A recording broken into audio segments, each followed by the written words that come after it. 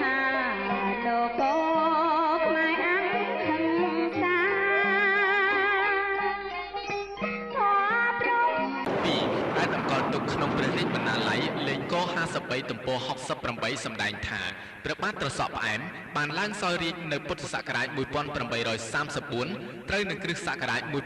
1290ថ្ងៃ11កើតខែផលគុណម៉ោង9ព្រឹកក្នុងព្រះជន្មាយុ70ព្រះវស្សាដោយព្រះរាជាអង្គនេះមានព្រះកិត្តិនាមល្បីរន្ទឺថាជាក្សត្រទ្រង់ទសពិតរាជធម៌ប្រសើរថ្លៃថ្លានិងធ្វើឲ្យរស់ឡើងវិញនៅរតនវត្ថុទាំង5គឺព្រះកាយមរកតព្រះត្រៃបិដកគ្រឿងបញ្ចក្សត្រព្រះគ្រូបរហិតទាំង7និងសម្ដេចព្រះឥន្ទគោរពពីជ័យហោរាព្រមទាំងបានកសាងប្រាសាទបូជនីយដ្ឋានគេដំណើរជាច្រើនទើបផលិតកម្មយើងខ្ញុំរៀបចំជាខ្សែវីដេអូនេះឡើងសម្រាប់ជននាជនខ្មែរដែលស្រឡាញ់ចង់រក្សាការពារនៅវប្បធម៌ប្រវត្តិសាស្ត្រខ្មែរនិងសិក្សាស្រាវជ្រាវគ្រប់សម័យកាលតរៀងទៅ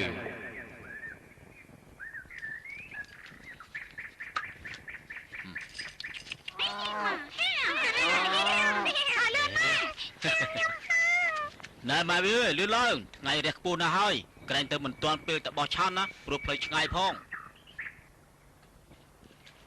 មិនអីទេឪវារួចរាល់អស់ហើយឪវាឯងរៀបចំតែរទេះគោឲ្យហើយទៅណា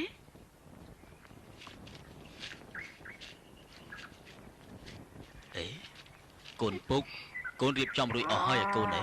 ចាពុកអញ្ចឹងពុកយកទៅហើយណាពុកកុំភ្លេចយកថ្នាំកំបាំមនុស្សស្លាប់ទឹកចាស់លោកតាបោះផងកាលពីមុនខ្ញុំឃើញខ្លះគាត់ចិត្តអស់ហើយណាពុក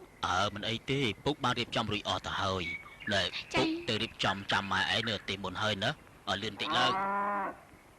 ហើយមីកទូចឯងកុំភ្លេចទៅបេះផ្កាឈូកនៅក្រោយផ្ទះនិងយកទៀនធូបមកឲ្យម៉ែផងចា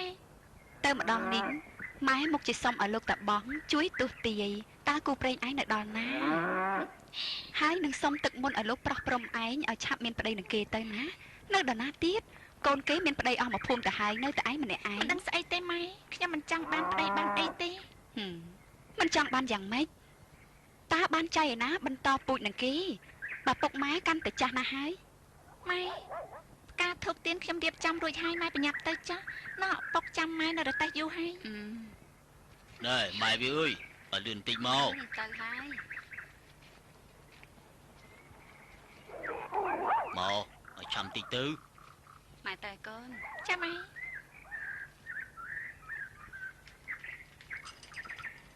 កទួយកុំភ្លេចមើលសារស្រូវផងណាព្រោះពុកឲ្យម៉ែទៅយូរបន្តិចហើយថ្ងៃសៀលទើបត្រឡប់មកវិញចាពុកតែម៉ែ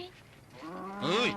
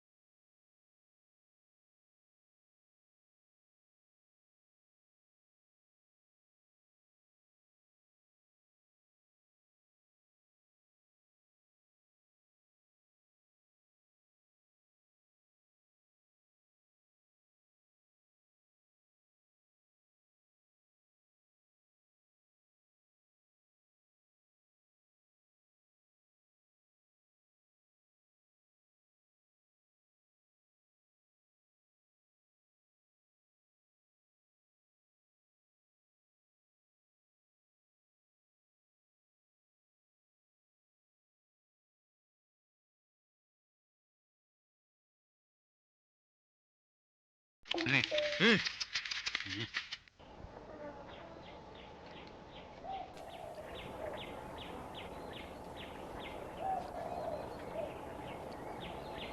ក្នុងឱកាសបុណ្យប្រជុំនេះខ្ញុំប្រកាសណាទាំងពីរគ្រួសារសូមយកចង្ហាន់មកថ្វាយព្រះបទុមតាបោះដើម្បីជាផលឡានុសង្ឃបញ្ជូនដល់បុព្វការីជនដែលបានចែកឋានទៅហើយ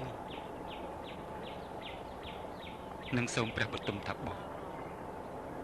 ជួយប្រោះព្រំទឹកមន្តជ័យមង្គលសូមឲ្យបានសុខសេរីក្នុងគ្រួសារតរៀងទៅអ្វីដែលអស់ញោមញាតប្រាថ្នាយ៉ាងណាសូមឲ្យបានសម្រេចជាភិយោភពចុះនន្តិសន្តិបរាំងសុខੰសុខដតីក្រៅពីសេចក្តីស្ងប់មិនមានឡើយសាធុមែននេះ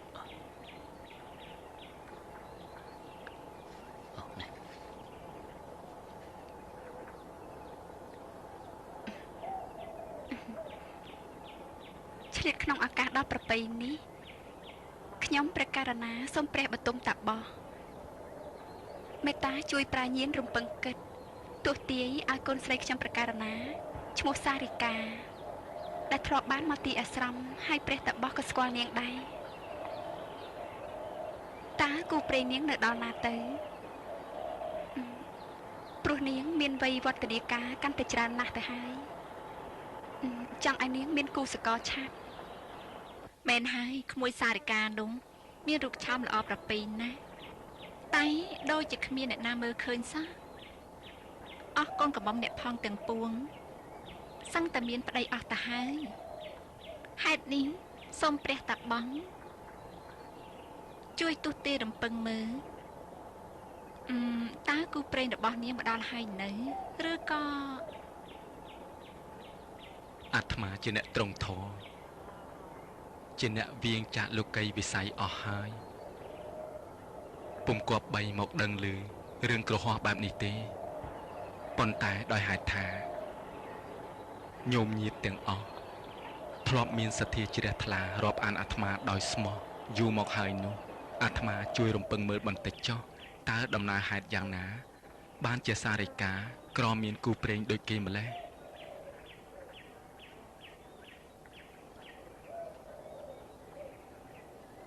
សូមទ្រង់ប្រពន្ធដល់កូនក្មួយផងចុះព្រោះនៅភ្នំខ្ជូលនេះខ្ញុំប្រកាសណាមិនដឹងជឿលើអ្នកណាក្រៅពីព្រះអង្គឡើយបើព្រះអង្គមានបន្ទូលយ៉ាងណាគឺពិតជាយ៉ាងនឹងហើយ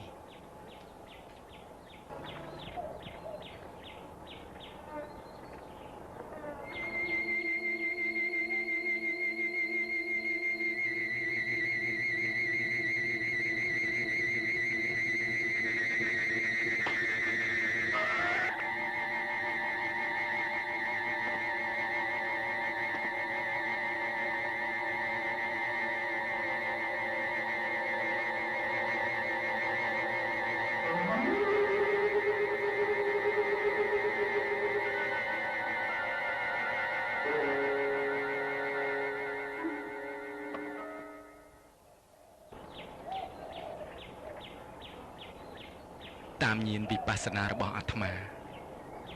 រំពឹងឃើញថានាងសារិកានឹងមានគូព្រេងមកដល់ក្នុងពេលឆាប់ៗនេះហើយគេជាអ្នកចេះដឹងមានប្រវត្តិជាអ្នកបួសត្រង់ធម៌តែបានសឹកលីចាក់ព្រះភ្នោះទៅជាបណ្ឌិតមានកិត្តិយសក្លាហានជួយសង្គ្រោះប្រជារាស្ត្រក្នុងភូមិពេលមានគ្រោះអាសន្នទៀតផងព្រះអើយគេជាបណ្ឌិតជាអ្នកក្លាហានជួយសង្គ្រោះភូមិស្រុកយើងផងតើគេមកពីស្រុកណាបើនៅក្នុងភូមិស្រុកយើងនេះគ្មានកូនចៅអ្នកណាបួសដែលគួរឲ្យសង្ឃឹមបែបនេះសោះអាត្មាក៏មិនដឹងដែរណែឯងមើលចាំ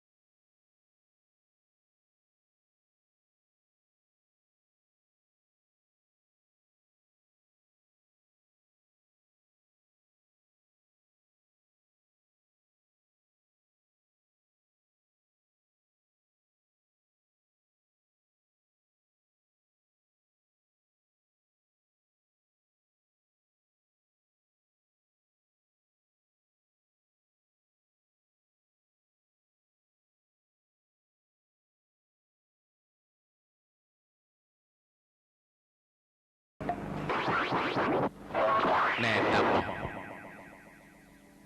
ចូលឯងពិចារណាឡើងវិញការពិតពាក្យសម្ដីរបស់សត្វស្លាបជាពាក្យប្រកបដោយសច្ចធម៌ទាំងអស់ឯងមិនទាន់ហួសពេលនឹងកសាងគ្រួសារបន្តពូជពង្សនោះទេគឺវាស្ថិតនៅលើភាពបរិសុទ្ធនិងស្មោះត្រង់នឹងចិត្តរបស់យើងបើឯងសឹកមានប្រពន្ធមានកូនហើយចាំមកបួសវិញជាការប្រពៃឯងលែងត្រូវសត្វស្លាបរិះគន់ថាជាមនុស្សឥតភ័ព្វទៀតហើយតើអញត្រូវដោះស្រាយយ៉ាងណាដើម្បីកុំឲ្យខុសទាំងផ្លូវលោកនិងផ្លូវធម៌ព្រមទាំងកុំឲ្យសត្វស្លាបជេរបញ្ឆិតបញ្ឈៀងឲ្យអញបាន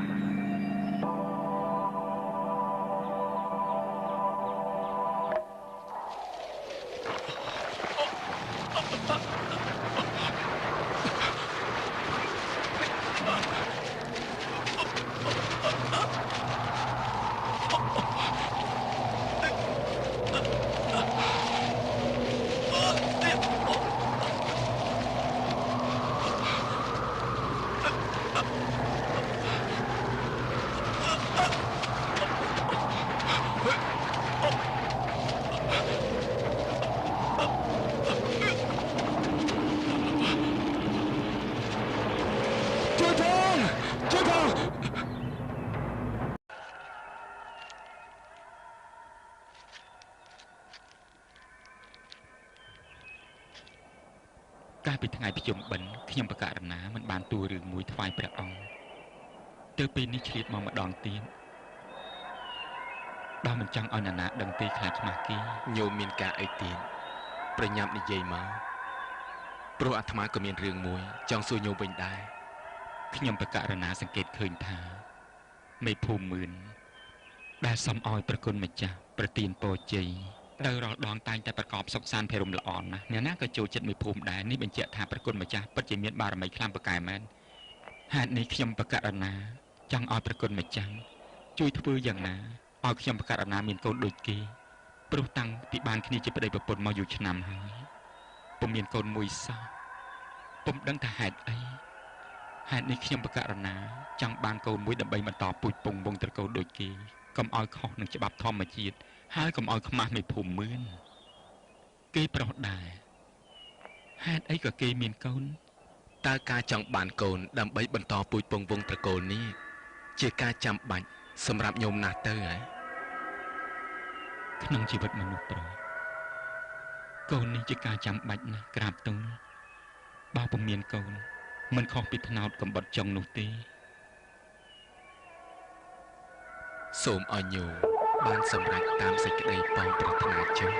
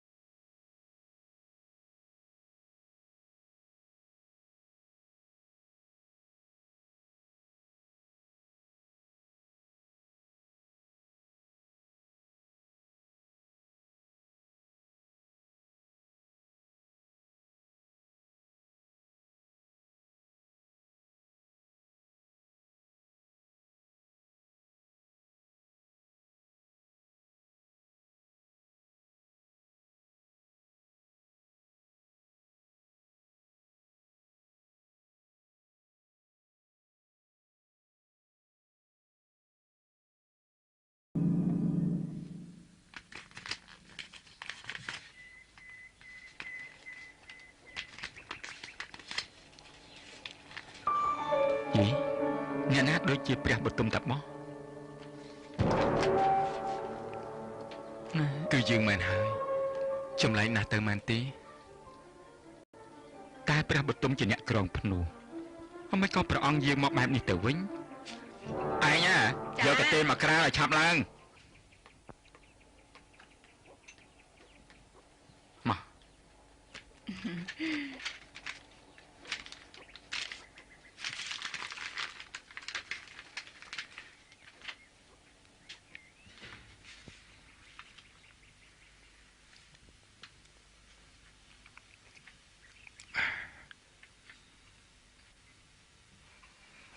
នៅក្នុងលោកនេះគ្មានអ្វីទៀងទាត់ទេពីមួយដង្ហើមទៅមួយដង្ហើមមានការផ្លាស់ប្ដូរជានិច្ចយើងជាព្រះបទុមតាបោះមែនតែពេលនេះយើងលាចាកព្រះភ្នោះវិញហើយព្រះអង្គលាចាកព្រះភ្នោះហេតុម្ដេចក៏ផ្លាស់ប្ដូរឆាប់រហ័សយ៉ាងនេះ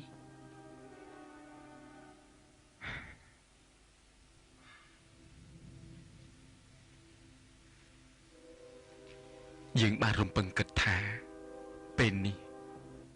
យើងត្រូវបំពេញកាតព្វកិច្ចចំពោះច្បាប់ធម្មជាតិមួយរយៈកាលសិនទើបវិលត្រឡប់ទៅសាងព្រះភ្នោះវិញគឺយើងត្រូវការកសាងគ្រួសារដើម្បីឲ្យមានអ្នកស្នងពងត្រកូលកុំឲ្យដាច់ព្រះអង្គចង់កសាងគ្រួសារដើម្បីឲ្យមានអ្នកស្នងត្រកូលជាការប្រពៃណាតែតើទ្រង់បានរំពេញមើលឃើញនារីណាហើយនៅ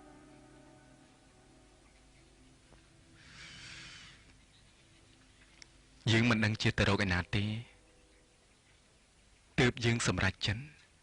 ចូលមករកឯងដើម្បីឲ្យឯងជួយគិតពីរឿងនេះស្ដាយណាស់បើប្តីប្រពន្ធទូលបង្គំមានកូនឬក្មួយសាច់សាលហិតតើរ៉ា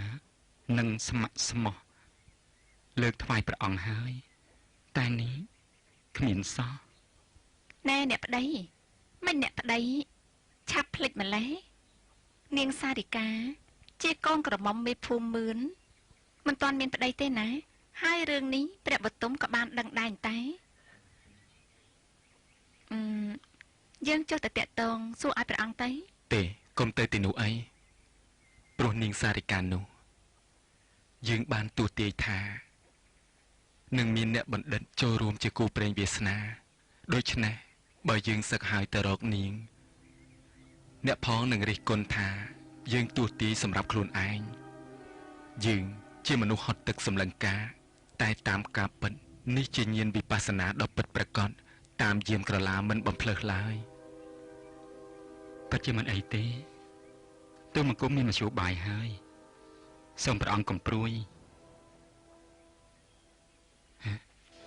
អ្នកណាមកនឹងខ្ញុំនាំដំណឹងពីលោកមេភូមិមកប្រាលបងគឺលោកមេភូមិឲ្យមកប្រាលបងដល់ពេលត្រៀមស្បៀងសម្រាប់ពួកចៅអេ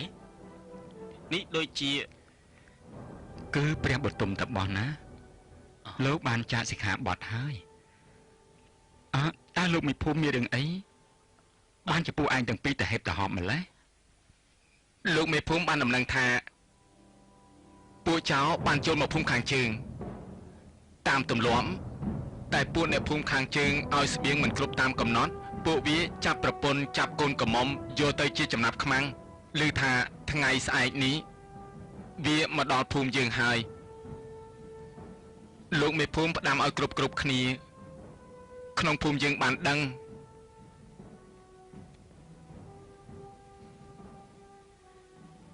នេះជាទម្លាប់របស់ពួកចៅ500នោះមែនទេបើអញ្ចឹងអ្នកស្រុកភូមិទាំងអស់ពិតជាលំបាកគ្មានសេចក្តីសុខទេមែនហើយព្រះអង្គបើអញ្ចឹងសូមព្រះអង្គយាងចេញពីទីនេះមួយរយៈសិនទៅចាំផុតពីថ្ងៃស្អែកចាំយើងត្រឡប់មកវិញយើងនឹងគិតគូរសារជាថ្មីត្រូវហើយព្រះអង្គតាមការពិតបើយើងមានស្បៀងអាហារឲ្យពួកវាតាមកំណត់នោះពួកវាពិតជាមិនធ្វើបាបពួកយើងទេសូមព្រះអង្គចាក់ចេញពីទីកន្លែងនេះសិនទៅ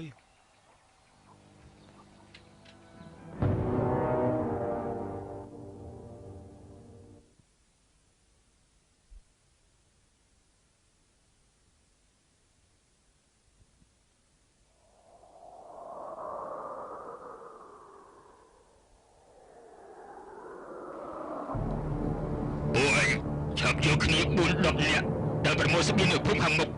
សាប្រមាណទៅជាមួយអញទទួលបញ្ជាលោកនាយឯងបាទគ្នាមកតាមយំតែខ្ញុំទៅណោ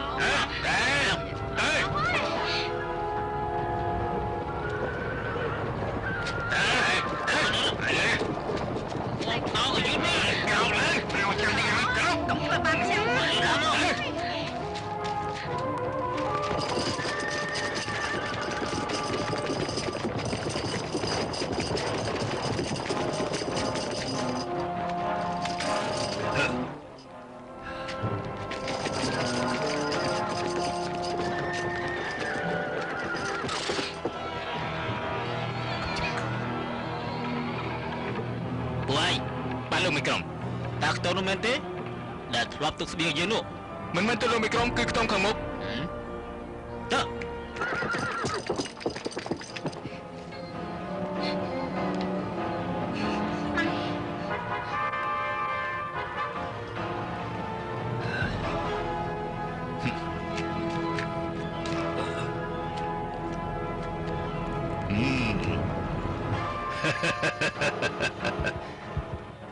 នាងនេះស្អាតជាងគេទុកឲ្យយើងទៅក្តៅជំរុំខ្ញុំអើគិនចាហើយចង់មកពួកឯងឆាប់ទៅជួយជញ្ជូនស្បៀងនោះមកលោកមេក្រុមក្នុងខ្ទមនេះអត់មានស្បៀងទេអត់ស្បៀងហ៎ពួកអ្នកស្រុកច្បាស់ជាមានផែនការអីមិនស្រួលហើយពួកឯងឆាប់នាំគ្នាដល់ផ្ទះនេះចប់ភ្លាមបាទ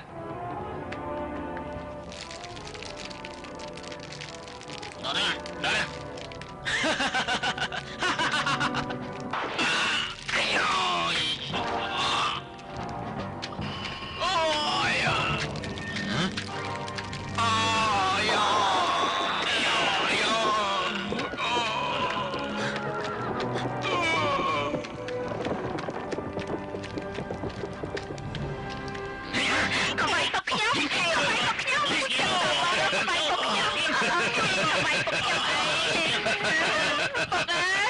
លោកនាយពួកយើងត្រូវចាញ់បរិភូមិហើយត្រូវព្រួយស្លាប់អស់ទៀត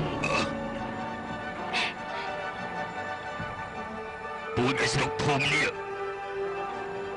វាហ៊ានសម្រាប់គ្នាយើងផងហ៎បញ្ជាគ្នាយើងទាំងអស់សម្រុកទៅដិតភូមិវាឲ្យខ្លាយទៅជាភេទព្រាមឈប់សិន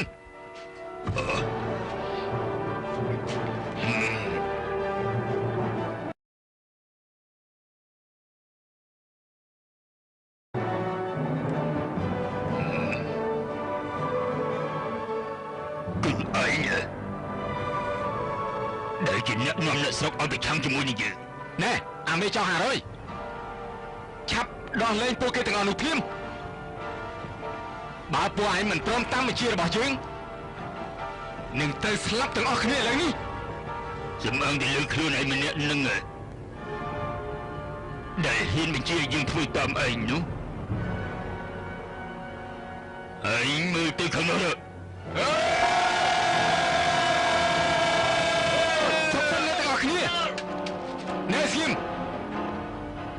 ទុកឲ្យខ្ញុំម្នាក់ឯង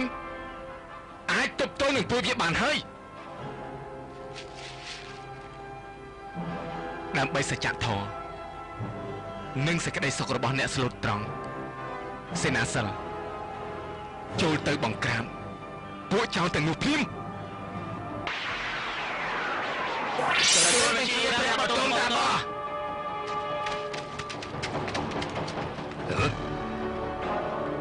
វាជាមុនគេថាជាមនុស្សផងពួកឯងចូល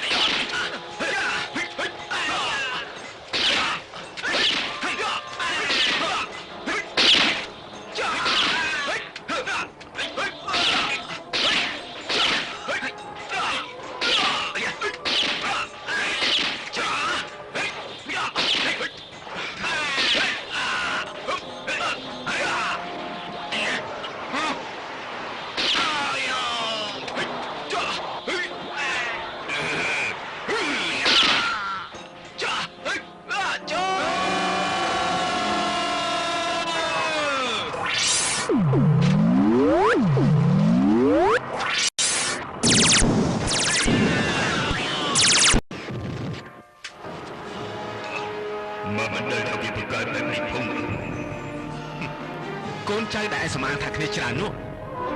ឥឡូវស្លាប់អស់ទៅហើយយល់ល្អឯងគួរតែឲ្យយើងចាត់តាមស្រួលទៅចាប់តាមស្រួល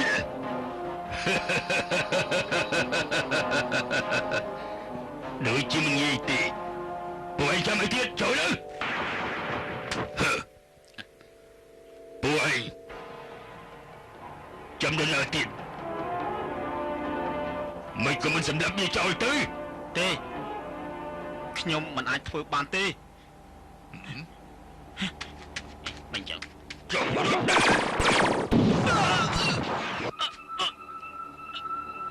លោកអី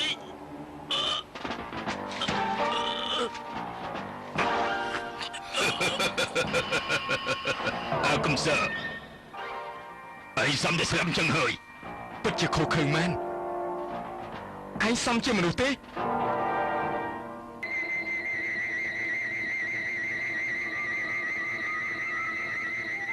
ជន់និយាយទៅយើងបដូរស្លាប់ជាមួយនឹងឯងហើយ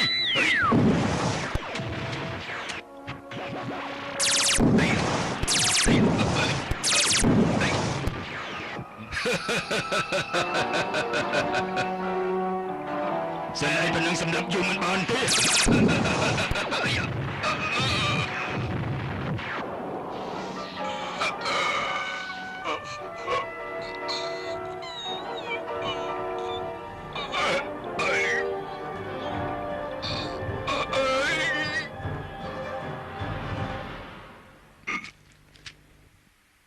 ឯងសាងបាបកម្មគឺត្រូវទទួលកម្មយ៉ាងដូចនេះហើយពួកឯងទាំងអស់គ្នាមើលចុះមេរបស់ឯងស្លាប់ហើយទម្លាក់អាវុធឲ្យយើងចាប់តាមស្រួលទៅជាយោព្រះបន្ទុំជាយោព្រះបន្ទុំជាយោព្រះបន្ទុំជាយោព្រះបន្ទុំជាយោព្រះបន្ទុំជាយោជាយោអរគុណណាស់ជាយោខ្ញុំមកសុំបលលោកមេភូមិព្រោះថាភូមិយើងបានសុខសាន្តក៏ដោយសារតែព្រះគុណូបការៈដ៏ធំធេងរបស់ព្រះបទុមតាបោះដែរដូច្នេះខ្ញុំមកសុំស្នើលោកមេភូមិគួរតែលើកនាងសារិកាថ្វាយព្រះបទុមជាភរិយាតែម្ដងទៅមែនហើយខ្ញុំក៏ប្រុងនិយាយពីបញ្ហានេះដែរតែមិនដឹងថាព្រះអង្គយល់ព្រមឬក៏យ៉ាងណាទេ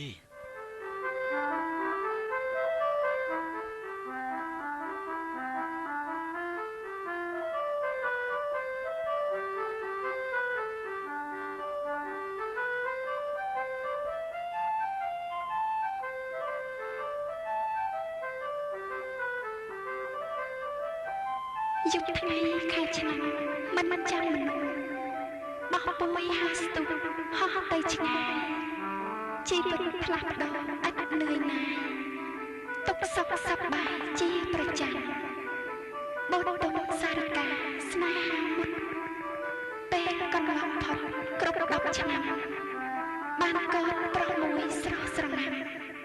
ជាអ្នករំចាំស្នងត្រកូល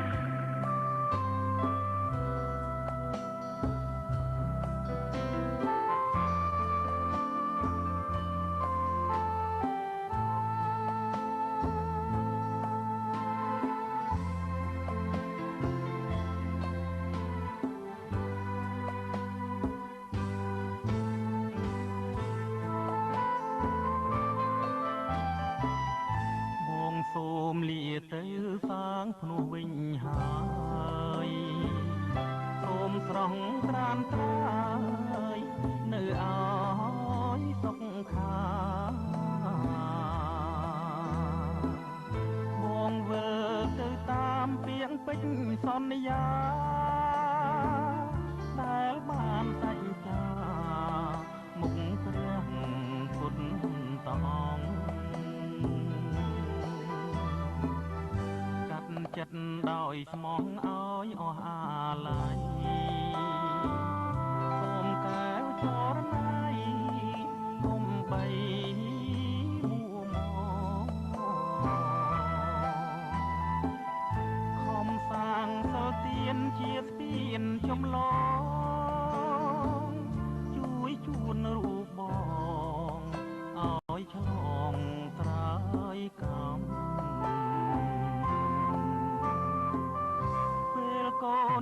ធំមុំអើយកុំភ្លេចនាំយកទៀងពេញដែលប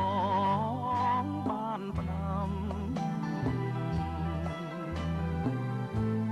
ប្រាប់ដល់កូនថាបងនៅរងចាំដើម្បីប្រែផ្ដាំឲ្យកូនចាំជាគេមរតកអ្នកស្នងត្រកូលចាំទុកជាទូលតទៅថ្ងៃមុខពូជពងអង្គសัตว์កុំចាត់កងទុកមានតែក្តីសុខទើបជាទុកបាន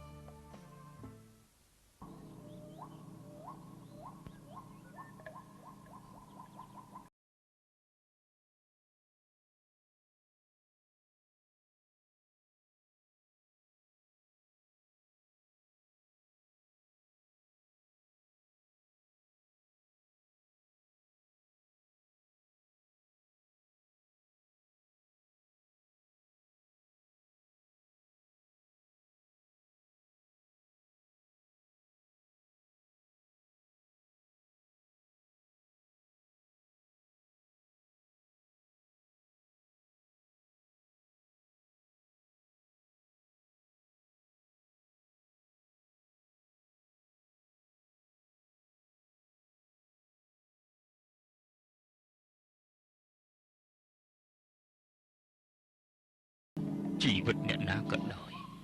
មិនថាជីតាជាដូនរបស់ឯង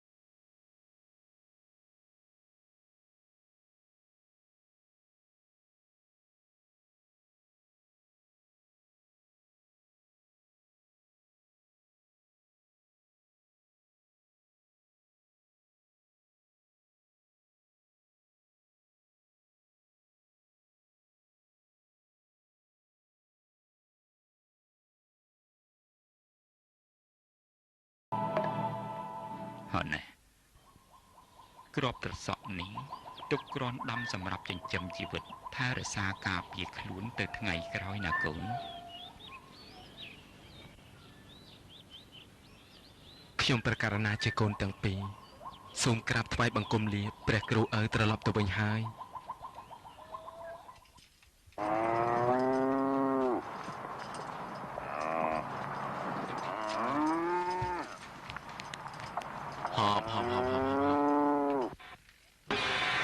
ចៅតាមិនដែររបស់ឯងណា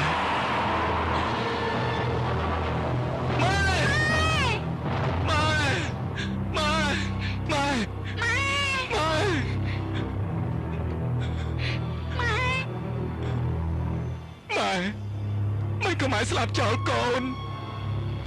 លោកឪបានផ្ដាំសួរសុខទុក្ខម៉ែតែម៉ែបែរជាស្លាប់យ៉ាងនេះទៅវិញម៉ែស្លាប់ទៅឲ្យកូនទេពឹងអ្នកណាម៉ែចៅតាំងពីព្រឹកមិញនេះពេលដែលចៅទាំងពីរចេញទៅម៉ែស្រាប់តែម្ដាយឯងខ្យល់កដួលនៅមាត់ចិនដាគ្រប់គ្នាមកជួយតែជួយមិនរួចសោះនេះប្រកាសជាកម្មផលរបស់ម៉ែឯងដែលបានកសាងពីជាតិមុនបានទៅត្រឹមនេះបានជាគាត់ត្រូវស្លាប់យ៉ាងវេទនាដូចនេះ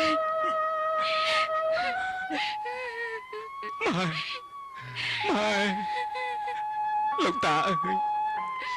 តាធ្វើយ៉ាងណាមិនអីទេ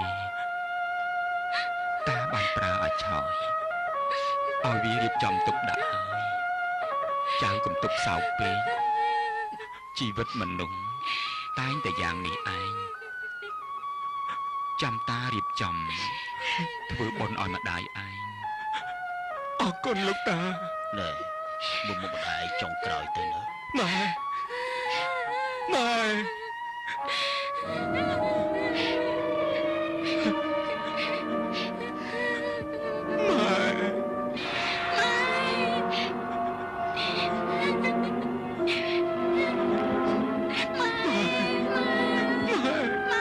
ស្លាប់ចោលកូនហើយម៉ែ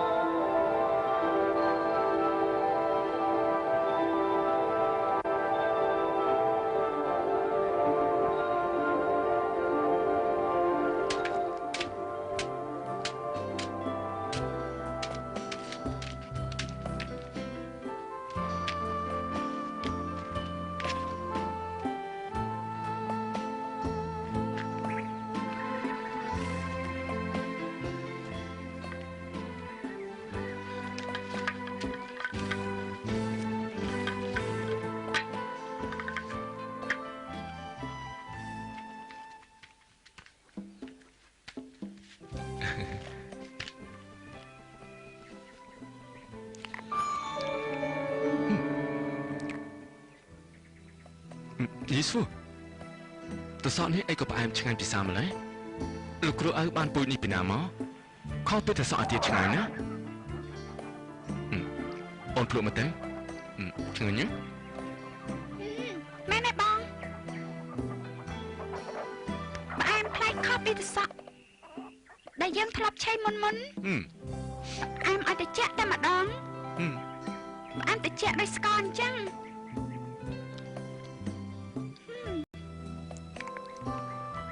ណែសួរ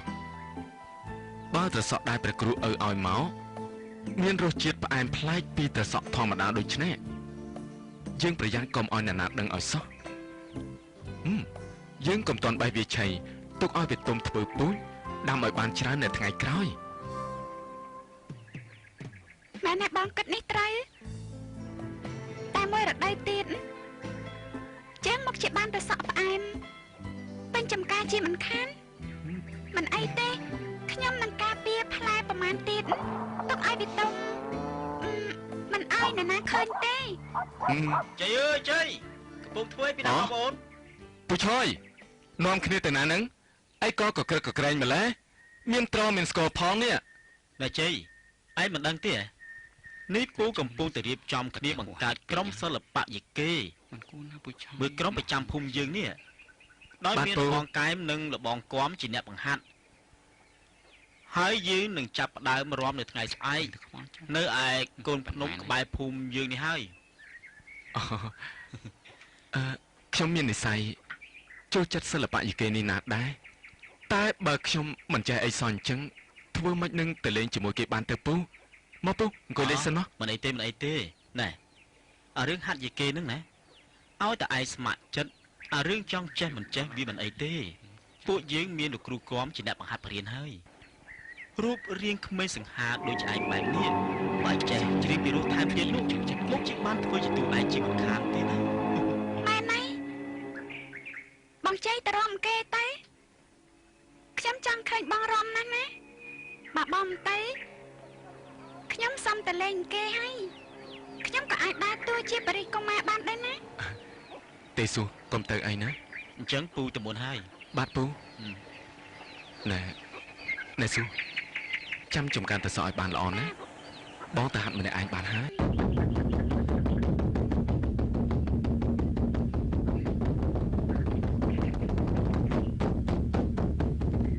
សាធុអេក្រាបថ្វាយបង្គំអីណែព្រះអិនព្រះព្រំព្រះពើស្នោកាសាធុអេក្រាបថ្វាយបង្គំអីណែព្រះអិនព្រះព្រំព្រះពើស្នោកាខ្ញុំសូមបួងសួងឲ្យអង្គទេវតាដែលឈរកម្មាទេ ឯងរំជាមួយនឹងចាកុំខ្លាចអីយ៉ានគឺជាកូនស្រីរបស់អានីតា តាមានកូនពីងកាលមិនខ្ញុំមិនដែរឃើញ អញមិនកុហកទេកូននេះអញបានទៅសុំពរប្រទានពីព្រះបទុមតាបោះឪពុករបស់ឯងណាតែកើតក្រោយកំណើតឯង 3-4 ឆ្នាំតែប៉ុណ្ណោះធ្វើមិននឹងឯងបានដឹងបើកូននោះវាចេះតែឈឺអារឹងពេកអញខ្លាចវាស្លាប់ដាច់ពូជក៏យកទៅឲ្យឪពុកម្ដាយធំវាជួយចិញ្ចឹមរហូតដល់ធំទើបយកវាមកនៅជាមួយអញវិញវារំយីគេប្រកែកណាស់ព្រោះឪពុកម្ដាយធំវាជាអ្នកបង្ហាត់បង្រៀន ជំរាបសួរ តាំងពីវានៅតូចបើនាងពូកែរំម្លឹងខ្ញុំមិនហ៊ានរំជាមួយទេឬឲ្យអ្នកណាគេរំជាមួយផ្សេងទៅ មិនអីទេបងជ័យឯងកុំភ័យចាំខ្ញុំជួយបង្ហាត់បងជ័យឯងឲ្យចេះមិនពិបាកទេបងមាននិស្ស័យយ៉ាងនេះទៅហើយធំហ៎បើបងជ័យហាត់ចេះឲ្យគាត់ដើរតួឯកណា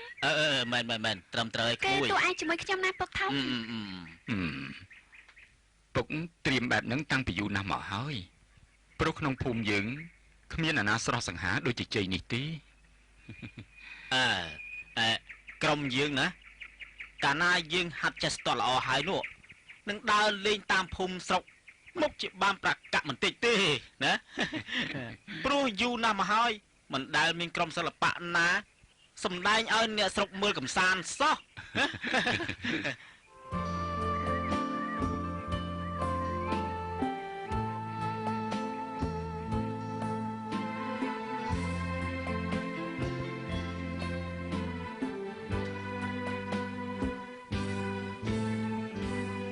មើលហាលគ្រាប់ប្រសក់ឲ្យស្ងួនណាកុំឲ្យកពុបខ្ចាយឲ្យសោះតែប៉ុណ្ណឹងយើងបានពុជទៅសក់ច្រើនហើយកុំភ័យរឿងខ្ញុំឲ្យសោះចុះបងឯងទៅហាត់យីគេ 4-10 ថ្ងៃហើយណោះបានចេះអីដែរមើលសាក់លេងឲ្យខ្ញុំមើលតិចមើល ហាត់ទៅប្រហែលថ្ងៃធ្វើមិនចេះភ្លាមទៅមិនទេចាំបងសាយមើលណាចាំមើលណាឥឡូវអូនឯងចាប់ដើមរាប់ទៅ1 2 3ណយណយណយណយណយណយណយណយណយណយឃើញទេបងទើបមកហាត់បានប្រហែលថ្ងៃសោះចេះប៉ុណ្្នឹងតាហើយចាំមើលតែបន្តិចទៀតបងនឹងបានរំជាមួយកូនកំមុំតកែមហើយព្រោះកូនកំមុំគាត់ស្អាតណាស់អញមើលបងជ័យ ណ បាប់ស្រឡាញ់កូនកំមុំតកាមហើយហ្នឹងចាំមើលចាំមើលណែកុំនិយាយអញ្ចឹងសួរបងគ្រាន់តែថានាងស្អាតតាមិនថាស្រឡាញ់នាងពីកាលណាឯងកុំនិយាយឲ្យតកែមលឺឲ្យសោះណាបើមិនអញ្ចឹងគាត់ខឹងឈប់ឲ្យបងទៅហាត់យីគេទៀតហើយណាហើយបងជ័យអើយដេកចាំតែពីព្រួយទៅឯងនិយាយថាម៉េចសួរឯងគិតទៅណាហ្នឹងទៅផ្ទះតកែមែនទេចុះខ្ញុំមានទៅណាខ្ញុំទៅរកកាប់កូនឈើធ្វើអន្ទាក់ធ្វើអង្គប់សម្រាប់ដាក់សត្វដែលចូលមកស៊ីតសក់យើងប៉ាព្រោះអី3ថ្ងៃទៀតយើងដាំតសក់ទៀតហើយអូមែនហើយកាលណាគ្រាប់តសក់ស្ងួតល្អយើងត្រូវដាំទៀតហើយតែខែនេះផុតរដូវភ្លៀងហើយតើបានទឹកអីស្រោចទៅណអូនសួរអត់ទឹកភ្លៀងរែកទឹកទៅពាំងក្បាលនោះស្រោចទៅហើយខែនេះរងាទឹកសន្សានធ្លាក់ច្រើនមិនពិបាកទេបងយេប្អូនប្រុសបងនេះចេះគិតគូរបានល្អណាស់មិនអីទេ 3-4 ថ្ងៃទៀតយើងបានដាំតសក់ទៀតហើយ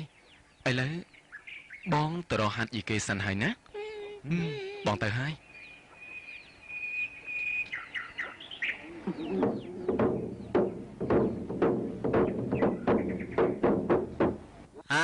បានហើយទាំងអស់គ្នាសម្រាប់សិនទៅមកសម្រាប់ទៅបើតាមពិនិត្យមើលឃើញទៅក្រុមយីគេរបស់យើងនេះអាចនឹងសម្ដែងជូនអ្នកស្រុកមើលបានហើយមែនទេលោកបងពិតជាអញ្ចឹងមែនហើយណែប៉ុន្តែតាសូមផ្ដាំ3យ៉ាងដែលជារឿងសំខាន់សម្រាប់អ្នកសិល្បករសិល្បករនីយើងនេះតាមានរឿងទៅលោកគ្រូតាំងពីពួកយើងហាត់មកមិនដែលមាននរណាមានរឿងអីទេគឺល្អល្អើនឹងគ្នាល្អណាស់រឿងនេះមិនមែនជារឿងឆ្លុះប្រកែកគ្នានោះទេតែវាជាជំងឺរ៉ាំរ៉ៃប្រចាំក្រុមសិល្បៈទោះជាក្រុមសិល្បៈណាក៏ដោយបើជិះមិនរួចពីជំងឺទាំង3នេះទេក្រុមសិល្បៈនោះមិនអាចរីកចម្រើនថិតថេរទៅមុខបានយូរឡើយទាំងអស់គ្នាត្រូវចាំណាតើលោកគ្រូអាចប្រាប់ឈ្មោះជំងឺទាំង3នោះឲ្យពួកយើងដឹងផងបានទេលោកគ្រូដើម្បីងាយស្រួលនឹងពួកយើងជៀសវាងជំងឺទី1គ្មានអ្វីក្រៅពីជំងឺស៊ីជូឬជំងឺតួឯកនោះឡើយតួសម្ដែងណាក៏ដោយកាលបើឡើងអំនួតថាមានតែអញល្អជាងគេក្រាន់ជាងគេបំភ្លេចឬក៏មើងងាយតួនាទីអ្នកសម្ដែងដទៃទៀតនោះតួសម្ដែងនោះមុខជឿរលាយឆាប់ហើយបាទឯជំងឺទី2វិញនោះគឺជំងឺលៀបសក្ការៈឬជំងឺចែកលៀបគ្នាមិនស្មើកាលណាបាននៅក្នុងរង្វង់យីគេឬសិល្បៈណាមួយមិនមានការស្មោះត្រង់ពីរឿងចែកផលប្រយោជន៍ក៏រលំរលាយឆាប់ដែរឯជំងឺទី3ជាជំងឺសំខាន់បំផុតគឺជំងឺស្នេហាកាលណានៅក្នុងក្រុមសិល្បៈណាមួយមានផ្ទុះរឿងស្នេហានៅក្នុងនោះក៏រលាយឆាប់ដែរណាយកបលលបងចំជាល្អប្រសើរណាស់តែខ្ញុំជឿថានៅក្នុងក្រុមសិល្បៈរបស់យើងនេះប្រកាសជាគ្មានជំងឺទាំង3នេះកើតឡើងឡើយមែនទេត្រូវហើយតែបងគ្រាន់តែបំភ្លឺឲ្យអ្នកទាំងអស់គ្នាដឹងតែប៉ុណ្្នឹងទេបាទគ្រូក្មេងខ្មាំងនាំគ្នាហាត់តទៀតទៅ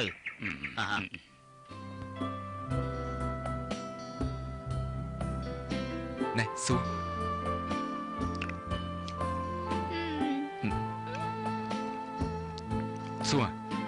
តសក់យើងរឹតតែផ្អែមឆ្ងាញ់ជាងមុនទៀត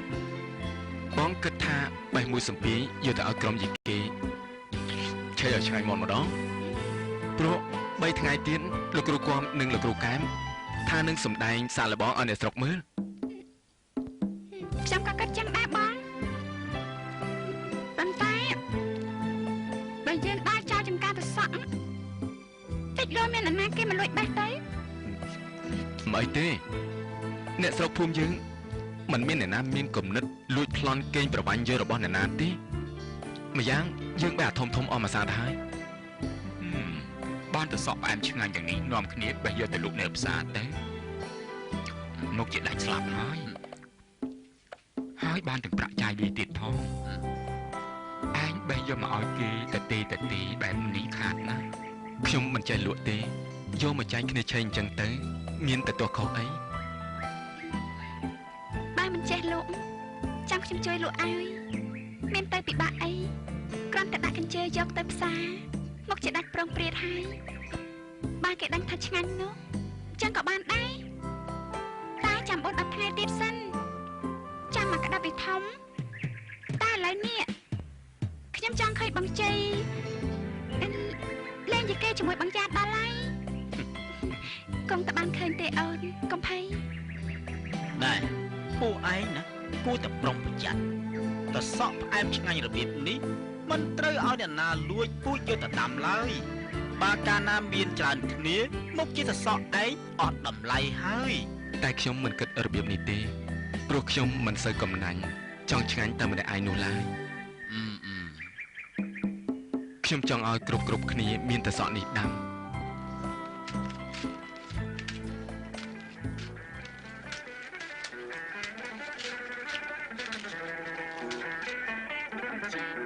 អូនទៅមកពីណា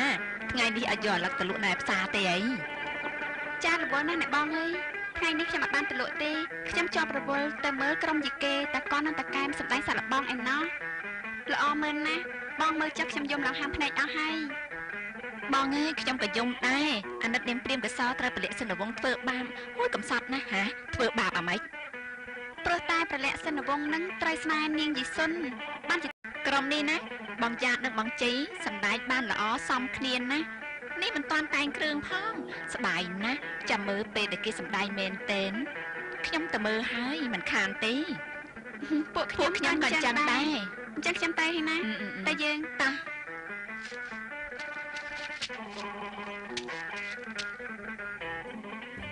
យ៉ាងម៉េចហើយបងជ័យបដូរចិត្តហើយនៅបដូរចិត្តមិនបានទេព្រោះពលៈសិនវងត្រូវស្នេហ៍នាងយីសុនហើយមិនងាយដូចចិត្តទេមិនមែនរឿងហាត់យីគេនឹងទេគឺរឿងដែលខ្ញុំជួយយកទៅសក់ទៅលក់ឯផ្សារនោះណាអូរឿងនឹងទេហ៎អត់បដូរទេចាំ3ថ្ងៃទៀតទៅចំការជួយបេះទៅសក់ខ្ញុំហើយនឹងទៅផ្សារលក់ទាំងអស់គ្នាណ៎ពួកឯងទៅពីរនាក់មានគេសរសើរថាសម្ដែងសមគ្នាណាស់នេះគ្រាន់តែសម្ដែងសាកលបងផងគេសរសើរប៉ុណ្ណឹងទៅហើយបាទណែខំប្រឹងណាថ្ងៃក្រោយយើងសម្ដែងក្នុងពិធីបុណ្យយកកម្រៃឲ្យចែកគ្នាហើយណាខំប្រឹងណាខ្ញុំដឹងហើយតួឯងទាំងពីរ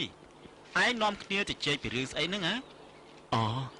ខ្ញុំណាត់យ៉ាត3ថ្ងៃទៀតឲ្យទៅជួយបេះទៅសក់ទៅលក់នៅឯផ្សារព្រោះទៅសក់ផ្អែមខ្ញុំដល់ពេលបេះទៀតហើយអូអញ្ចឹងទេហ៎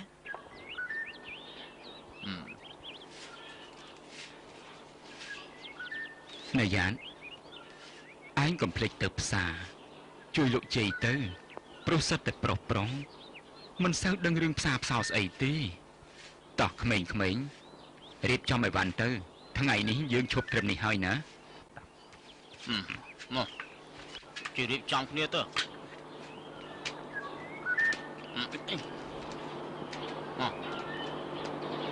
ណែត្រួយបាទជាងគិតតែលួចបេះតសក់អាជ័យយកមកទុកធ្វើពូជបែរណែបងព្រឹកតសក់វាផ្អែមឆ្មែនណាកាលវាយកមកស៊ីពីថ្ងៃមុនណាអញជាប់មាត់ជាប់ករហូតមកដល់ថ្ងៃត្រូវឲ្យម៉ែខ្ញុំក៏គាត់ដឹងរឿងនេះក៏គិតចឹងដែរគឺលៃលោកយ៉ាងណាចាំឲ្យខ្ញុំទៅលួចតសក់ផ្អែមទុំឲ្យបានមកធ្វើពូជព្រោះបើសុំវាច្បាស់ជាមិនបានងាយនោះទេព្រោះពូជវាមិនទាន់សម្បូរមិនអីទេអំបាញ់មិញយើងលឺវានិយាយប្រាប់នាងយ៉ានថា3ថ្ងៃទៀតទើបនាំគ្នាទៅបែកឥឡូវគឺគ្រាន់តែ2ថ្ងៃយើងទៅបេះមកពីនៅពេលយប់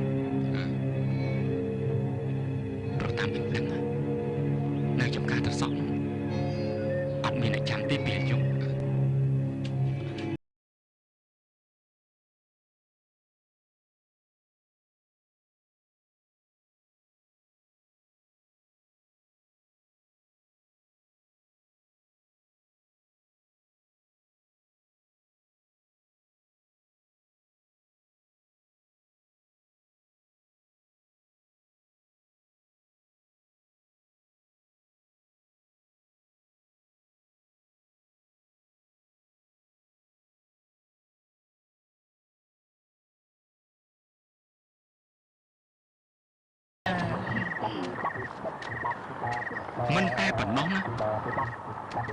បើវានៅតែតាក់ទងជាមួយអូនយ៉ានខ្ញុំត្រូវតែប្រលេះជីវិតវាចោលហើយ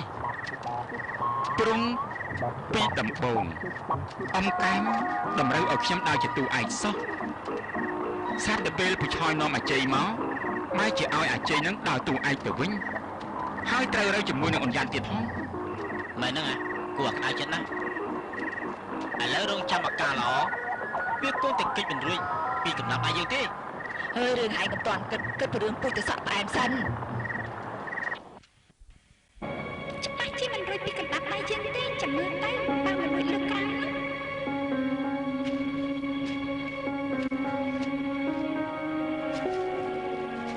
ណែស៊ូតែសក់ផ្អែមទុំបងមើលឃើញច្រើនណាទុកសម្រាប់ធ្វើពូជឥឡូវបាត់អស់តើអូនអាចបេះមិនទេមានបានបេះឯណាពិតជាមានមនុស្សចូលមកលួចហើយមើលចោដើមជើងថ្មីព្រមទាំងមានកញ្ញំអាចច្រឡោះទៀតផង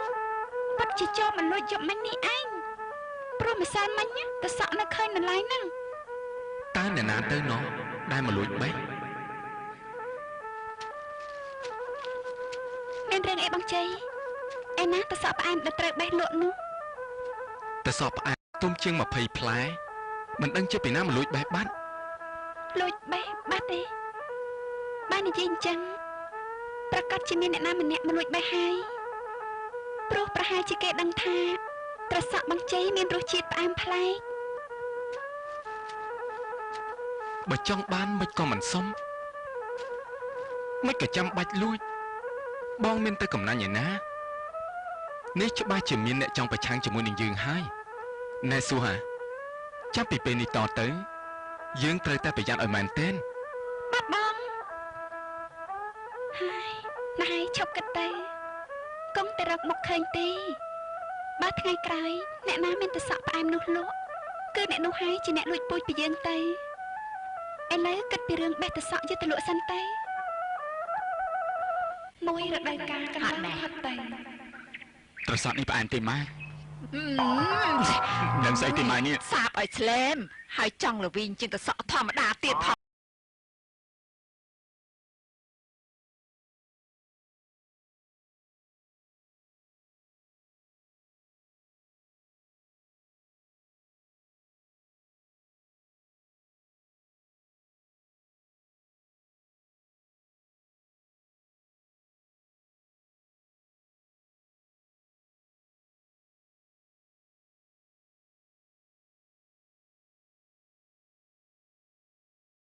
អត់ដែរ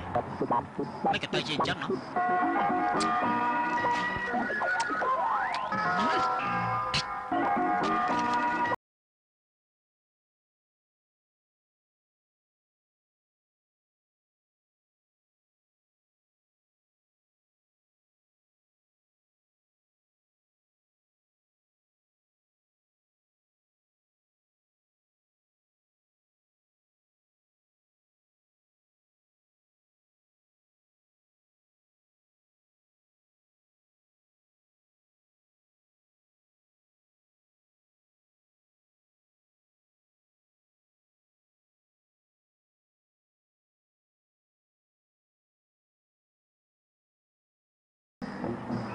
យើងត្រូវតែបំផ្លាញចំការទឹកសក់វាឲ្យខ្ទេចនៅពេលយប់នេះ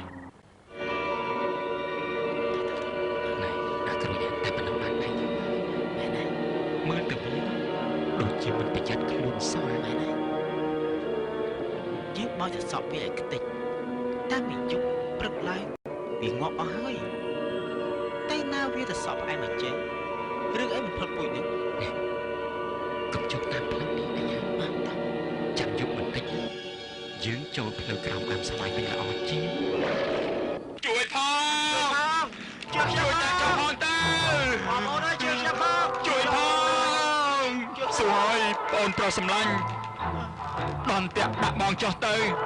បងរៀងចាលហើយត្រង់តិចទៅបងសម្លាញ់តិចទៀតអ្នកស្រុកភូមិយើងគេនឹងមកដល់ហើយម៉ែបងទាំងពីរក៏នឹងមកដែរតាក់នេះគឺបងយ៉ាត់ជាអ្នកដាក់ទេតើតែគាត់ទៅអាចដល់បានអូយយ៉ាងមិនហើយកូនផងដែរអូយយ៉ាងមិនហើយកូនហើយជួយខ្ញុំផងទៅ ម៉ែ ចុងជើងណាម៉ែអើយបាត់ខ្ញុំចោះទៅម៉ែ អត់អីទេម៉ែតែដេកជាប់ខ្សែរត់ពោះមកយប់ទៅហើយម៉ែជួយកូនផងទៅ ម៉ែអើយជួយខ្ញុំផងទៅម៉ែជួយខ្ញុំផងទៅ ខ្ញុំអញ្ជើញបងប្អូនពូមីងយាយតាមកយ៉ាងនេះមកពីចង់ឲ្យធ្វើជាសាក្សីនិងស្ដាប់សេចក្តីប្រកាសរបស់ខ្ញុំ ងាប់ហើយប្រកាសស្អីទៀតជួយដល់តាក់ភ្លាមទៅចាំដណាទៀត មិនអីទេគង់តែបានរួចខ្លួនទេតែអ្នកទាំងពីរឆ្លើយសិនមកតើអ្នកទាំងពីរលោបចូលចំការខ្ញុំយប់នោះក្នុងបំណងអ្វីពិតប្រាកដ អើយខ្ញុំរឿងនេះណាខ្ញុំ ណែបងប៉ាកុំនិយាយទៅខ្ញុំនិយាយម្ដងបងប៉ាឯងនិយាយខុសច្រើនណាស់ខ្ញុំបានប្រាប់អូនស៊ូឲ្យថាខ្ញុំមកដើម្បីសុំសសរផ្អែរបស់បងជ័យស្រាប់តែមកចំតាក់ទៅវិញ ត្រូវហើយ ខ្ញុំចោះទៅ ម៉ែចាំមកជាប់តាក់ទៅវិញជួយខ្ញុំផងទៅខ្ញុំសុំបងជួយខ្ញុំផងទៅ ជួយកូនផង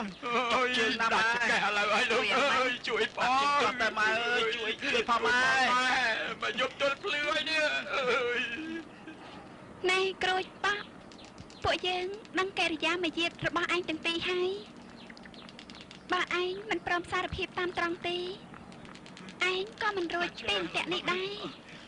ណែ ហើយពួកឯងនឹងមានទោសពីបទលួចទ្រព្យសម្បត្តិគេទៀត ណែនាងយ៉ាតកុំចេះហាយហាយណាមិនមែនជាសសររបស់ឯងទេយើងលួចតែសសររបស់អាជ័យតាត្រង់មកអញបងប៉ាឯងច្រឡំមកនិយាយប្រាប់គេត្រង់ហើយ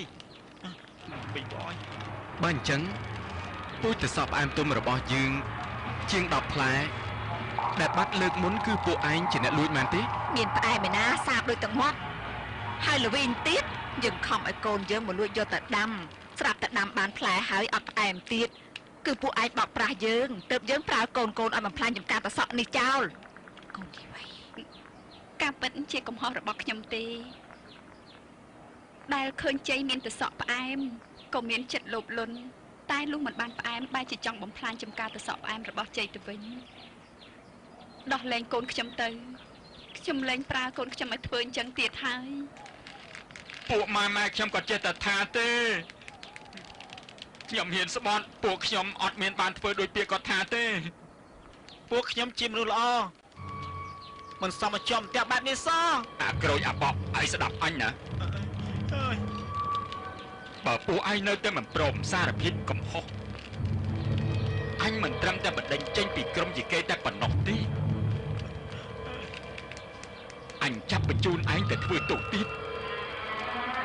កុំភ្លេចថា អើយ ពេលដែលព្រះបន្ទុំចេញផុតទៅ អូ តួនាទីមេភូមិនេះគឺធ្លាក់មកលើអញជាអ្នកកាន់កាប់ឆ្លើយឬក៏មិនឆ្លើយកុំធ្វើបាបខ្ញុំព្រមទទួលកំហុសហើយសុំឲ្យយ៉ាតមកជួយដល់អន្ទាក់ខ្ញុំផងព្រោះប្អូនសួរថាអន្ទាក់នេះយ៉ាតជាអ្នកដាក់ អន្ទាក់នេះមិនមែនបងយ៉ាតជាអ្នកដាក់ទេគឺជាស្នាដៃរបស់ខ្ញុំនិងបងជ័យស្មោះតែខ្ញុំចេះតែឆ្លើយទៅទុកពេលឲ្យបងជ័យដើរប្រមូលហៅគ្នាមកមើលហ្នឹងណា ឥឡូវមិនបាច់និយាយច្រើនទេ អូយ ជ័យគេធ្វើយ៉ាងនេះវាសំមុខឯងជាមនុស្សខូចតែជួយដោះវាទៅ អាយជួយឆាប់ទៅ ចាប់ពីពេលនេះតទៅពួកឯងត្រូវលះបង់គំនិតនេះចោលហើយអ្នកណាក៏ដោយបើចង់បានត្រសក់ផ្អែមរបស់ជ័យឆៃត្រូវតែទិញឬបើអត់ប្រាក់គឺត្រូវសុំមិនត្រូវលួចជាដាច់ខាត តែខ្ញុំឆ្ងល់ណាស់ អូយ ពេលដែលយកពូជមកដាំតសក់បែរជាមិនផ្អែមតាមមកពីហេតុអី ខ្ញុំសូមជម្រាបយាយតាពូមីងបងប្អូនក្នុងពេលនេះថាត្រសក់នេះទោះបីជាបានពូជយកទៅដាំក៏មិនអាចដាំបានផ្អែមដូចខ្ញុំដែរព្រោះទីដីចំការនេះជាកន្លែងបូជាសពរបស់ម្ដាយខ្ញុំព្រលឹងព្រះបទុមតាបោះឪពុករបស់ខ្ញុំបានមកប្រាប់ខ្ញុំកាលពីយប់មុនថាដោយសារតែខ្ញុំដាំលើទីដីពិសិដ្ឋបែបនេះហើយបានជាត្រសក់នេះផ្អែម ដូច្នេះអ្នកដទៃមិនអាចធ្វើបានជាដាច់ខាត ហើយយើងរាល់គ្នាត្រូវហៅជ័យថាជ័យត្រសក់ផ្អែមយ៉ាងនេះរហូតទៅ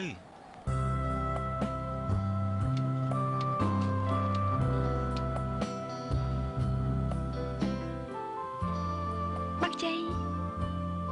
មិនក៏ពួកបងដឹងថាបាក់នឹងក្រួយប៉ាន់ប៉ងចូលមកបំផ្លាញចំការទៅសោះ តាមពិតជុំម្សិលមិញខ្ញុំបានយល់សុបិនឃើញគ្រូអើមកបញ្យល់សំប្រាប់ខ្ញុំថាជ័យកូនត្រូវប្រុងប្រយ័ត្នថែរក្សាចំការត្រសក់ផ្អែមអមែនតែណាកូន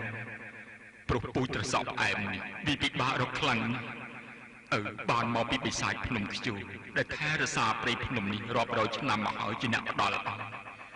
មិនត្រូវប្រហែលឲ្យអ្នកណាបំផ្លាញវាបានទេ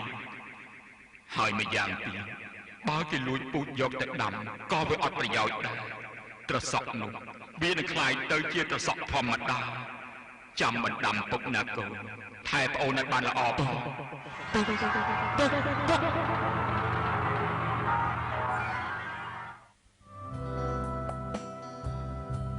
ព្រោះខ្ញុំបានដាំត្រសក់នេះលើដីដែលបូជាសម្ដេចខ្ញុំហើយនេះជាអាចកំបាំងដែលត្រសក់នេះកាន់តែផ្អែមបើមានគេបំផ្លាញពូជត្រសក់នេះអស់អនាគតខ្ញុំនិងប្អូនខ្ញុំក៏ត្រូវរលត់រលាយទៅតាមនោះដែរ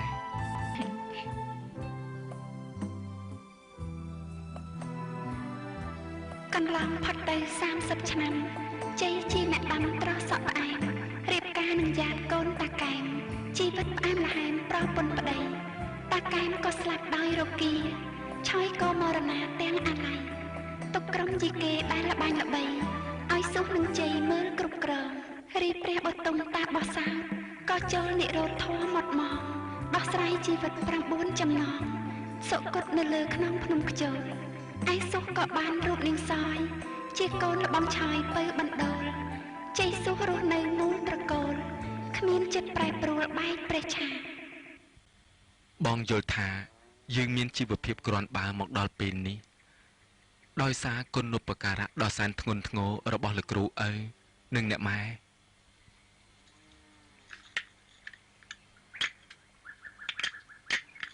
ដូច្នេះបងយល់ថាយើងគួរតែឆ្លៀតពេលមួយទៅដង្ហែយកអតិថិនរបស់ព្រះតបោះពីភ្នំខ្ជូលមកបញ្ចុះក្នុងចេតិយក្បែរគ្នាជាមួយអ្នកម៉ែនៅក្នុងចំការត្រសក់រួមទាំងធ្វើចេតិយពីរទៀតបញ្ចុះធាតុឪពុកម្ដាយប្រពន្ធរបស់យើងនៅទីនេះតើសួរអូនយល់យ៉ាងណាដែរគំនិតរបស់បងនេះប្រសើរហើយតើបងគិតទៅដង្ហែអន្តិធិធព្រះគ្រូឪនៅពេលណាចាំកសាងចេតិយរួចរាល់នឹងឲ្យហោរាទួទាយរើសពេលវេលាជ័យមង្គលសិរីសួស្តីក៏ទៅដង្ហែធ្វើពិធីបុណ្យសម្ដែងមហោស្រពយីគេរបស់យើងឲ្យអធិកអធមតែម្ដងតែពេលភ្លាមនេះប្រហែលជាយើងធ្វើបន់ធំជូនបុព្វការីរបស់យើងមិនតាន់បានទេព្រោះក្រុមយីគេមកជាជាប់រវល់តើមានគេត្រូវការជួលឲ្យទៅសម្ដែងទៀតហ៎ចាកាលពីព្រឹកមិញខ្ញុំបានទៅផ្សារជាមួយសយស្រាប់តែលើមន្ត្រីអ្នកមុខអ្នកការមកពីរាជវាំងថាព្រះករណាជាអង្គម្ចាស់ដែនដីរបស់យើងបានមកតាំងព្រះរាជវាំងនៅក្បែរភ្នំប្រសិទ្ធនេះត្រូវការក្រុមសិល្បៈជាច្រើនទៅសម្ដែងអបអរសាទរក្នុងពិធីសម្ពោធព្រះរាជវាំងថ្មីរបស់ព្រះអង្គយើងគួរតែប្រមូលគ្នាទៅហាត់ត្រៀមអំរងទុកព្រោះបើតាមមើលទៅជាមិនរួចពីព្រះអង្គប្រាអាមាត្យឲ្យមកហើយទេគឺដោយសារក្រុមយីគេយើងល្បីឈ្មោះងាយនឹងគេដឹងណាបងរីករាយណាស់ពេលបានដឹងរឿងនេះហើយបងគិតថាមិនចាំបាច់ព្រះអង្គមានព្រះរាជបញ្ជាមកហៅនោះទេគឺយើងសុំខ្លួនទៅសម្ដែងថ្វាយព្រះអង្គតែម្ដងទៅមែនហើយបងថ្ងៃនេះយើងនឹងចាត់ក្រុមយើងឲ្យត្រៀមបំរុងរួចរាល់ហើយខ្ញុំនឹងទៅតាក់ទងមន្ត្រីរាជវាំងភ្លាមហើយពេលចូលទៅសម្ដែងនោះយើងកុំភ្លេចបេះត្រសក់ផ្អែមរបស់យើងទៅផងព្រោះព្រះអង្គមិនទាន់ជ្រាបពីរឿងនេះនៅឡើយទេ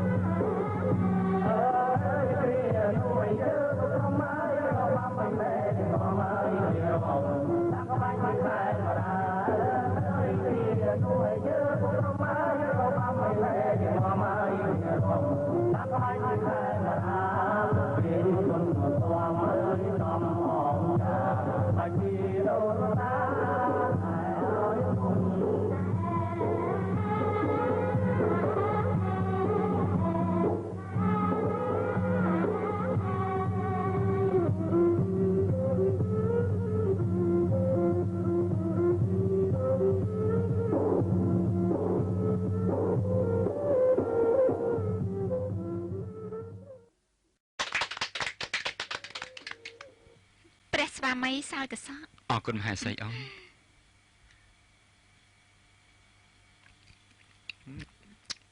យីជ័យក្រុមជីកេរបស់ឯងសម្ដែងបានគាត់ភ្នែកល្អណាស់យើងកំណត់ថាមួយខែម្ដងឯងត្រូវយកក្រុមជីកេនេះមកសម្ដែងឲ្យយើងតតជាទៀងទាត់ណាចំណែកត្រសក់របស់ឯងដែលមានរសជាតិផ្អែមត្រជាក់បំផុតនោះចាប់ពីពេលនេះតទៅយើងកំណត់ថាឈប់ឲ្យលក់ឲ្យណាទៀតទៅគឺទុកសម្រាប់យកមកធ្វើជាក្រយាស្ងោយរបស់យើងគឺឯងត្រូវការពារចំការត្រសក់ផ្អែមនោះកុំឲ្យមានមនុស្សចូលទៅលួចបេះឬគោក្របីចូលទៅស៊ីឲ្យសោះ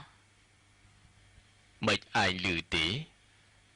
នេះគឺជាព្រះរាជបញ្ជារបស់ព្រះអង្គមិនអីទេខ្ញុំព្រះបាទម្ចាស់សន្យាថានឹងគោរពតាមព្រះរាជបញ្ជាមិនឲ្យមានការខុសឆ្គងជាដាច់ខាត ក្រាបទូលព្រះស្វាមីខ្ញុំម្ចាស់បានលើលហៀងថា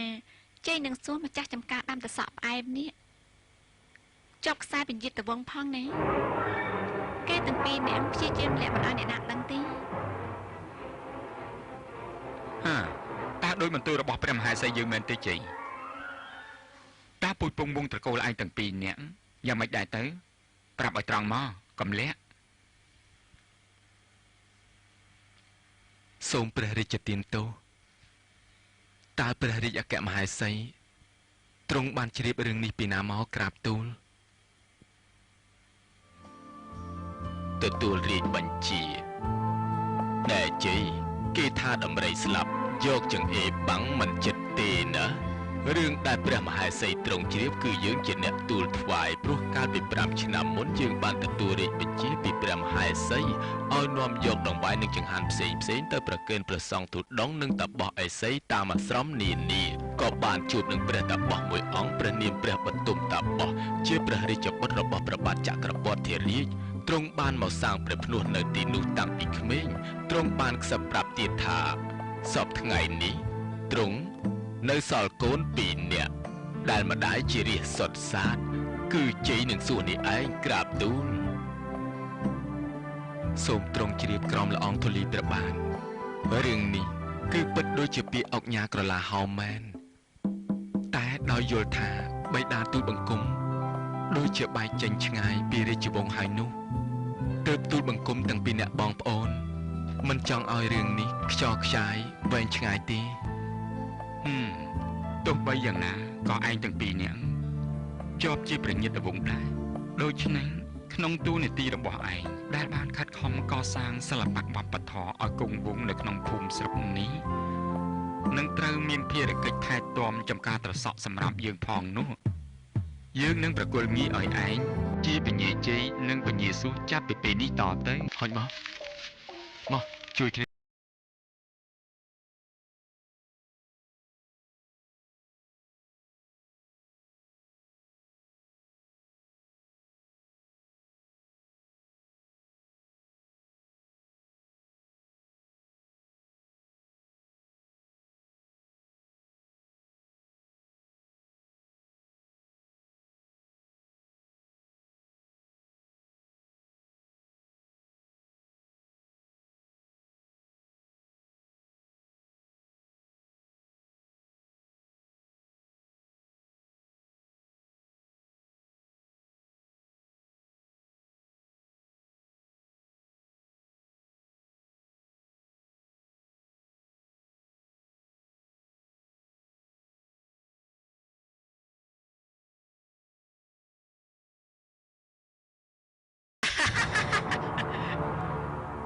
ហើយសើចស្អីហ្នឹងហ៎ឈឺណាស់ខ្ញុំសើចព្រោះលឺសូរពញាសួននិងពញាជ័យអត់កូនតពូជនឹងគេនឹងណាយ៉ាងម៉េចអាជ័យអាសួរវាឡើងជាពញាហើយណាតើឯងនៅមាននឹកឃើញរឿងជាប់បន្ទាក់ជួជើងឡើងលើកាលពីលើកមុននោះដែរទេមិនភ្លេចទេលបងកាលនោះលបងឯងតើដែលជាប់មកកណាត់ខ្លួននោះចំណែកខ្ញុំជាប់នៅក្នុងសំណាញ់តែទោះយ៉ាងណាក៏មិនភ្លេចដែរខ្ញុំរងចាំតែឱកាសដើម្បីសងសឹកតែប៉ុណ្ណោះណែអាគ្រួចបើនិយាយ ត្រូវនិយាយឲ្យចំសាច់រឿងប្រយ័ត្នណាឥឡូវគិតពីគំនុំសងសឹករបស់យើងវិញម្ដងគឺយើងត្រូវធ្វើយ៉ាងណាឲ្យវាទទួលទោសរងទុក្ខវេទនាដោយស្របច្បាប់វិញ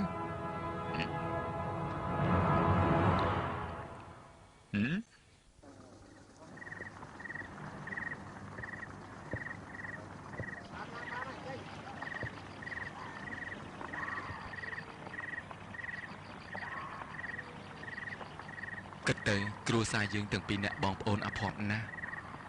បានគ្នាជាប្តីប្រពន្ធយូរហើយដែរតែគ្មានកូនគ្មានអីនឹងគេសោះមិនដឹងជាគិតដោះស្រាយយ៉ាងម៉េចទេបងកុំព្រួយពេកអូនមានមធ្យោបាយមួយហើយមធ្យោបាយអីទៅប្រាប់មកមើល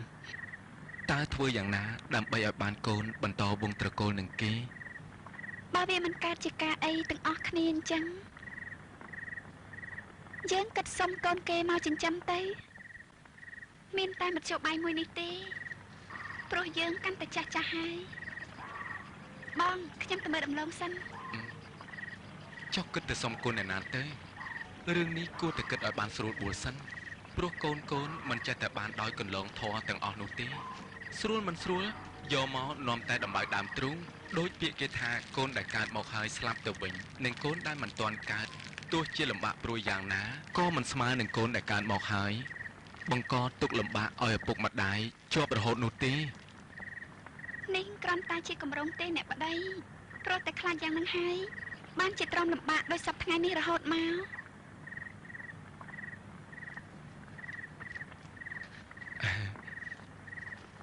បងទៅពិនិត្យតាមរបងចំការសិនចាំត្រឡប់មកវិញចាំឆៃដំឡូង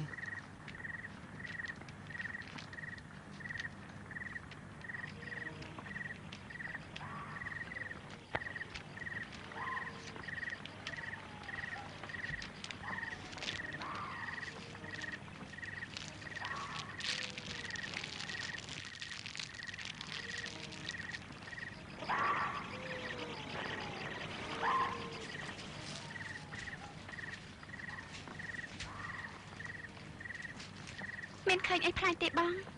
គ្មានអ្វីប្លែកទេដំឡូងនេះឆ្ងាញ់ទេអូនមែនហើយបងពិសាទេដំឡូងនេះឆ្ងាញ់ណាស់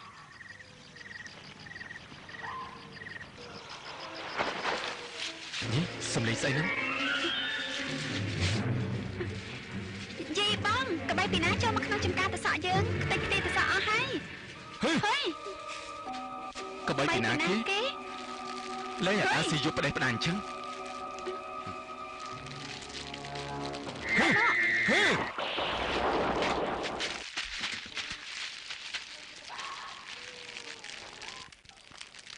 អ្នកអើយឯងចោលវានឹងស្អីបាត់ជាវាស្លាប់ឆាប់យ៉ាងនេះណែបងចោលនឹងដុំថ្មនេះតាហេតុអីបានជាស្លាប់កើតតោះទៅមើលនេ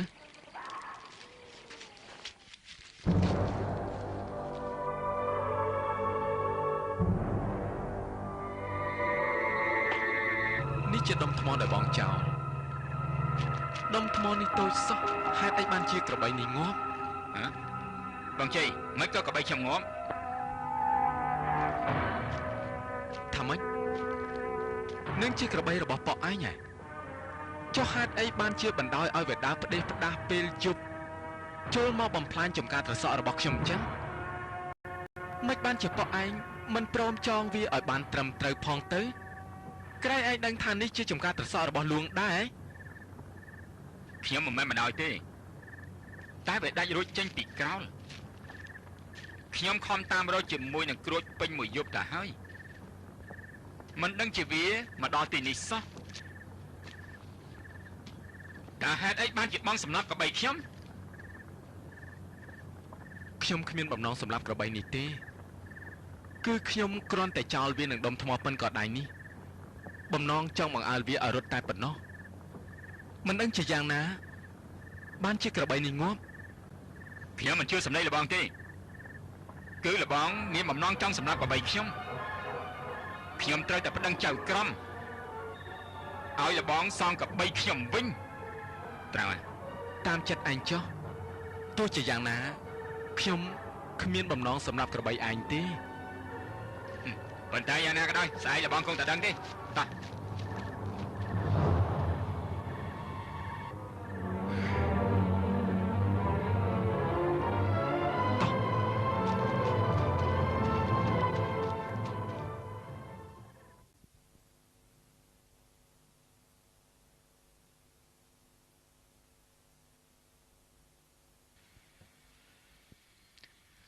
អស់លោកចៅក្រមកុំសង្ស័យ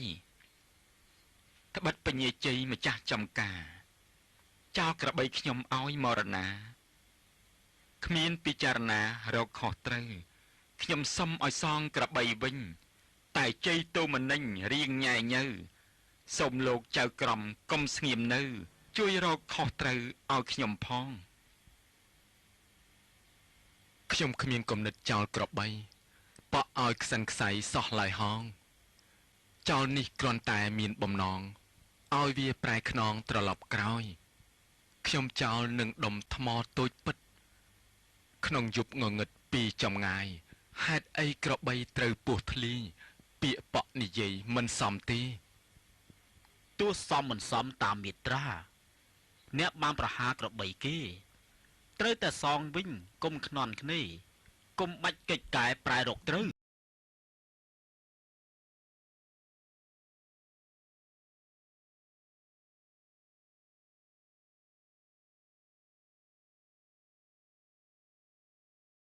មកទាំង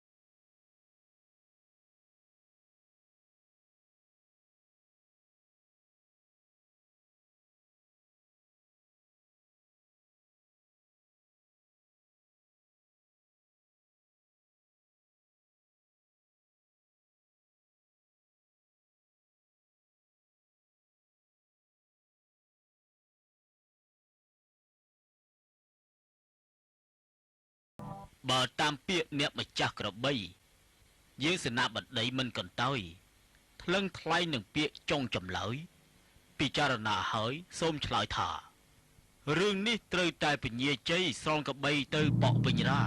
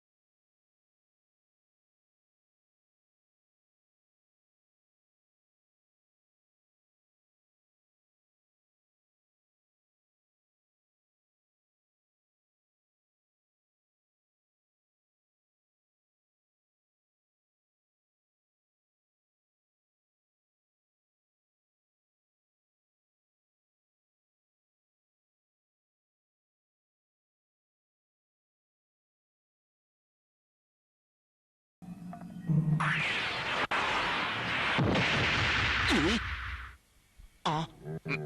មិនគួរជឿមិនគួរជឿសោះ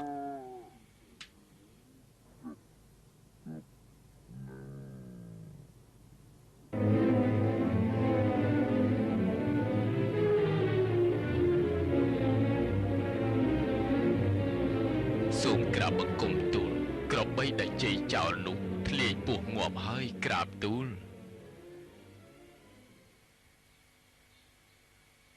ចូលជ័យចោលគ្រប់ក្របីទៅហើយចោលឲ្យត្រូវកុំឃ្លៀងឃ្លាតបើសិនជាវាត្រូវស្លាប់ទៀតយើងនឹងឆ្លាស់ឆ្លៀតកាត់ក្តីឲ្យទទួលព្រះរាជបញ្ជាក្រាបទូល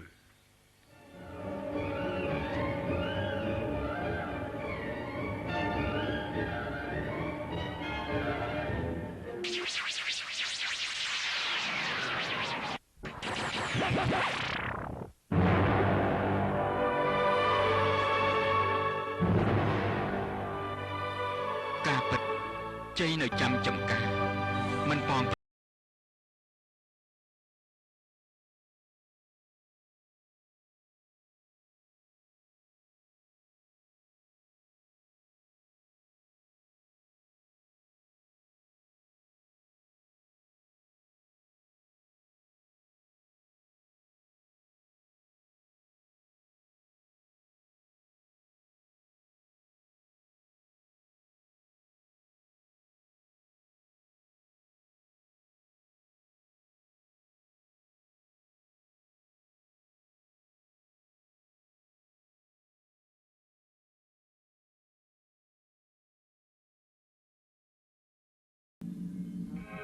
ដើម្បីឲ្យសមស្របនឹងភាពស្មោះត្រង់និងការខំប្រឹងប្រែងរបស់លោកនោះយើងនឹងឲ្យគេយកថ្មកាយសិទ្ធិនេះទៅឲ្យពួកជាងរំលាយមើលបើវាពិតជាដែកកាយសិទ្ធិដោយការដែលយើងបានគិតមែននោះសូមលោកក្រឡាហោម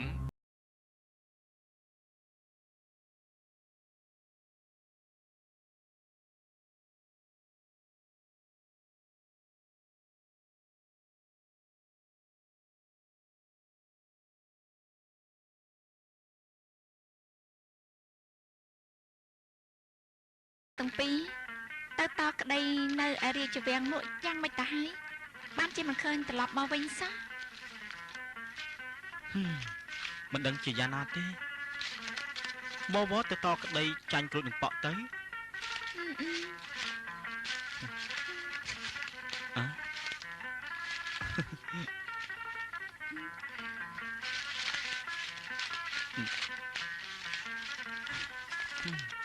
តើព្រះអង្គកាត់ក្តីឲ្យយើងសងក្បីទៅប៉ក់វិញឬយ៉ាងណាទេអូបងជ័យមកវិញហើយមែនហើយបងជ័យបងជ័យបងជ័យបងជ័យយ៉ាងម៉េចដែរការកាត់ក្តីនោះយ៉ាងម៉េចដែរទៅបងជ័យព្រះករណាទ្រង់វិនិច្ឆ័យប្រកបដោយទស្សពិតរាជធម៌ប្រពៃណាគឺព្រះអង្គឆ្វេងយល់ថាដុំថ្មដែលបងចោលទៅនោះគឺជាថ្មកាយសិទ្ធិទើបបងមិនត្រូវសងក្របីទៅប៉ក់វិញមិនតែប៉ុណ្ណោះទ្រង់បានឲ្យគេយកថ្មដែកកាយសិទ្ធិនោះទៅធ្វើជាផ្លែលំពែងប្រទានឲ្យបងជ័យទៀតផងអូឲ្យលំពែងនេះហ៎បងផ្លែលំពែងនេះភ្លឺល្អណាស់ខ្ញុំមិនដែលឃើញទេមែនហើយផ្លែលំពែងនេះធ្វើអំពីដែកកាយសិទ្ធិដែលលោកគ្រូឪយើងចងដៃមកឲ្យយើងនោះឯង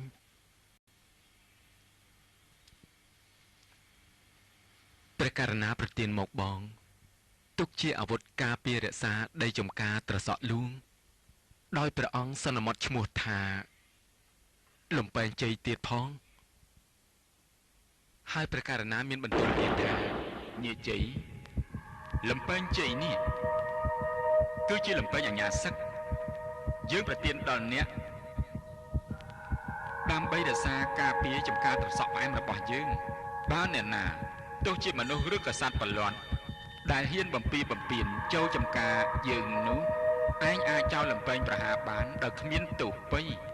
ព្រោះឯងបានទទួលសិទ្ធិអាជ្ញាសឹកគ្រប់យ៉ាងពីយើងទទួលព្រះរាជបញ្ជាក្រាបទូលយើងមានលំពែងអាជ្ញាសឹកពិតមែនតែយើងមិនត្រូវធ្វើឯទេណាសួរបាទបង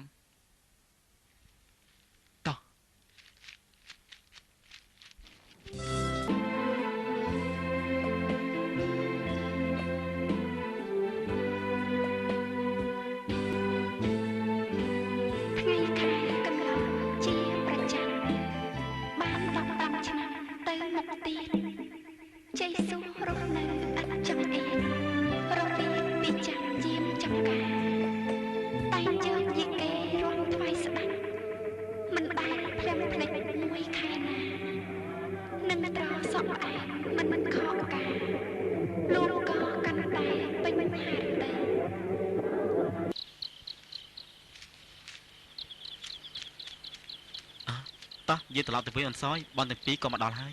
បងពិសាបាយហើយណី បងបាយរួចហើយតែបើឃ្លានយប់ឲ្យយ៉ាតគេស្ងោរដំឡូងសម្រន់ពោះថែមទៀតគ្មានបញ្ហាអីទេពួកឯងនាំគ្នាទៅចុះ បាទបងណែលំពេ ខ្ញុំទៅឲ្យ ទៅ បង ចុះតើយើង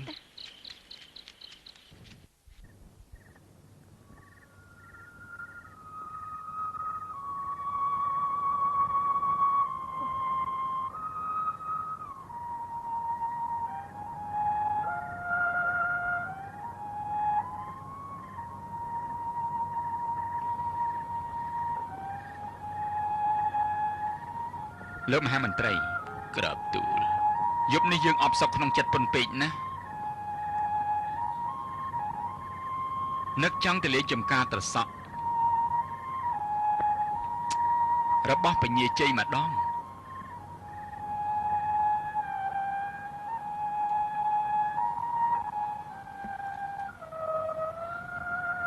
ព្រោះយូរមកហើយយើងមិនដែលឃើញផ្ទាល់ភ្នែកសោះ ព្រះអង្គយើងទៅពេលយប់ដូច្នេះធ្វើមិនកើតទៅនឹងតរអ្វីក៏ពុំឃើញច្បាស់ដែរម្យ៉ាងទៀតពញាជ័យយាមចំការនោះប្រុងប្រយ័ត្នណាស់ក្រាបទូលចាំព្រឹកទៅក្រាបទូលទូលព្រះបង្គំនឹងដង្ហែព្រះអង្គទៅ ទេយើងចង់ទៅយប់ដូច្នេះឯងពួកនាងចេញទៅសិនទៅ ព្រះបរម្ចាស់ គឺទៅដោយស្ងាត់បំផុតមិនឲ្យអ្នកណាដឹងទេសូមបីតែព្រះមហេសីនិងបុត្រីរបស់យើងក៏មិនឲ្យដឹងដែរក្រៅពីលោកម្នាក់និងកងរក្សាយើងទាំង5នាក់តែប៉ុណ្ណោះចូលលោកទៅ5នាក់ទាំងនោះឲ្យរៀបចំខ្លួនហើយលោកនេះក៏ត្រូវតែជួយដំណើរយើងទៅដែរ ប្រហែលជាប្រការណាជាម្ចាស់ជីវិតមានបរិយាកិច្ចសំខាន់ហើយក្រាបទូលខានហើយក្រាបទូល យើងសង្ស័យពញាជ័យនោះមិនស្មោះត្រង់នឹងយើងដោយលួចទៅសក់ឲ្យអ្នកស្រុកផ្សេងទៀតឬក៏ដាំទុកសម្រាប់តែថ្វាយយើងទេម្យ៉ាងទៀតនោះតើពញាជ័យយាមល្បានថែរក្សាទៅសក់ដោយប្រុងប្រយ័ត្នដែរឬក៏យ៉ាងណាទើបយើងចង់ទៅទាំងយប់ដើម្បីលបលួចឆ្មក់មើលតើការពិតនោះដូចម្ដេចខ្លះ ទទួលព្រះរាជបញ្ជាបើព្រះអង្គសពប្រតិយើងទៅក្រសាក្នុងពេលយប់ដូច្នេះចាប់ទូលបង្គំបញ្ជាឲ្យកងរក្សាព្រះអង្គទាំង5នាក់ដើម្បីដង្ហែព្រះអង្គក្នុងពេលបន្តិចទៀតនេះក្រាបទូល បើអញ្ចឹងលើកទៅចាត់ចែងការនេះចុះណាហើយយើងនឹងចេញដំណើរទាំងអស់គ្នា ទទួលព្រះរាជបញ្ជាក្រាបទូល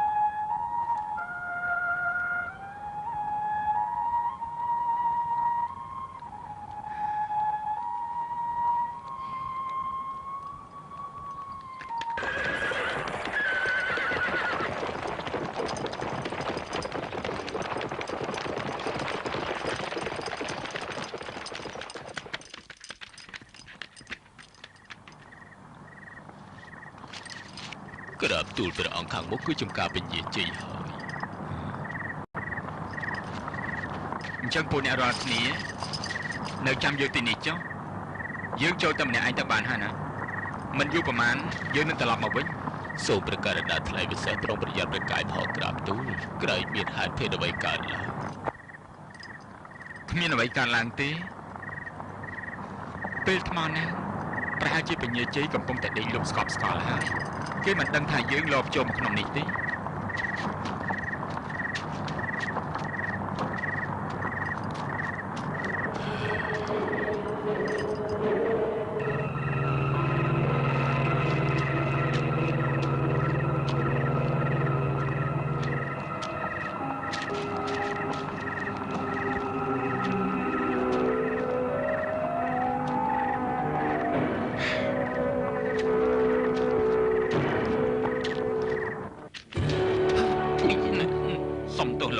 ដើរមិនក៏មិនប្រយ័ត្នលោកអាមាត្យសំតមិនក៏មិនរងចាំនឹងព្រះអង្គទៅ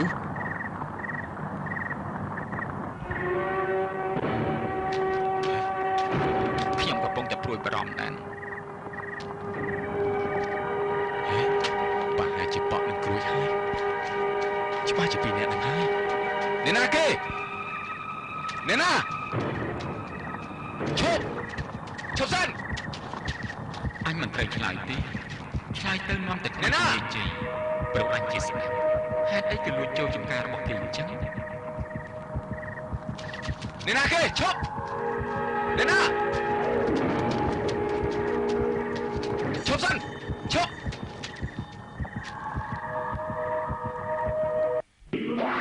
ហ៎ស្អីចេះ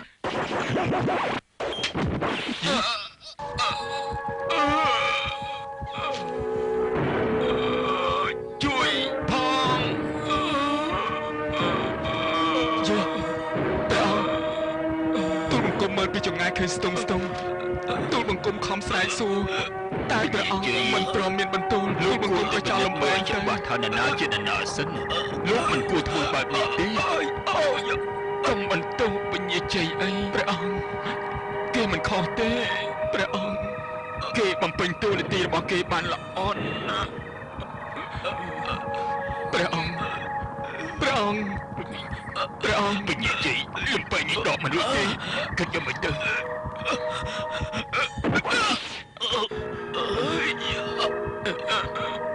ព្រះអង្គយើងទេដែលជាអ្នកខកដោយយើងមិនបានប្រាប់គេអីព្រះអង្គសូមព្រះអង្គទុកប្រកយចុះសូមព្រះរាជទានទោសទៅជាបាតកាយរាជព្រះអង្គមិនបាច់យើងព្រះអង្គទេយើងចាប់ណាស់យើងមិនរស់ទេព្រះអង្គនេះជាកំហុសរបស់យើងព្រះអង្គយើងគ្រាន់តែផ្ដាំបញ្ញាព្រះអង្គទៅប្រាប់ព្រះមហេសីរបស់យើងព្រះអង្គរបស់យើងផងថាសូមកុំឲ្យព្រះអង្គគេយកទោសពីពញាជ័យឲ្យសោះនេះជាបញ្ជារបស់យើងព្រះអង្គ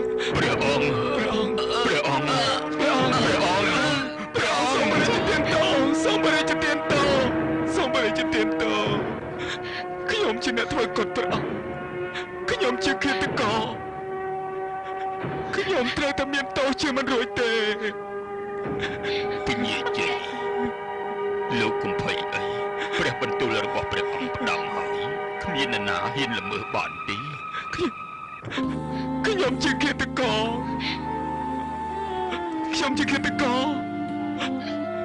យ៉ាបងជាអ្នកធ្វើកុដព្រះអង្គបងជាឃាតករព្រះអង្គ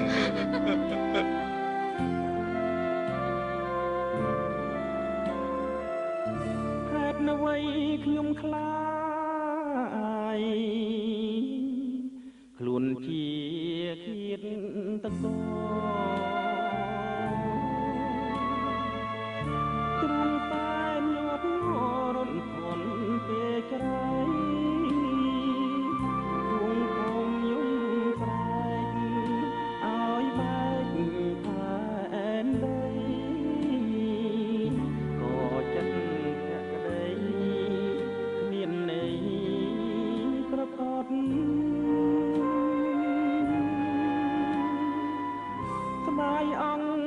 ត្រាជីវាក្សិនខ្សែព្រោះលំតែងជ័យក្នុងរាត្រីស្ងាត់វត្តប្តីសារីតាមឯកសារមហាបរោះខ្មែរទីជើងដំបូងដែលព្រះបរមបពិតព្រះសេនករាជទ្រង់សគត់នោះមានឈ្មោះថាដំបូកចាក់ស្ដេចរៀងរហូតមកទល់សព្វថ្ងៃក្រោយពីបានលើកព្រះបរមសពដាក់ក្នុងព្រះសវណ្ណកោដ្ឋហើយនាម៉ឺនមន្ត្រីបានជំនុំគ្នាយល់ឃើញថាព្រះសេនករាជគ្មានបុត្រតប្រយុវង្សម្យ៉ាងដោយយល់ឃើញថាពញាជ័យពញាសួសក៏ជាប់ក្នុងព្រះត្រកូលផងនោះក៏សម្រេចមកអញ្ជើញលោកទាំងពីរឲ្យឡើងសោយរាជដំណរប្រយុវង្សមួយលើកជាពីរលើកតែលោកពុំព្រមទទួល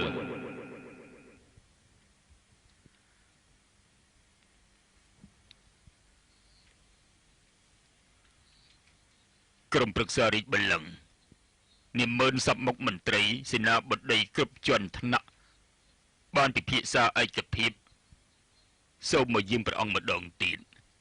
ឡើងគ្រងរាជសម្បត្តិបន្តពីព្រះសេនករាជនិងសូមយាងពញាសួរគ្រងជាឧបរា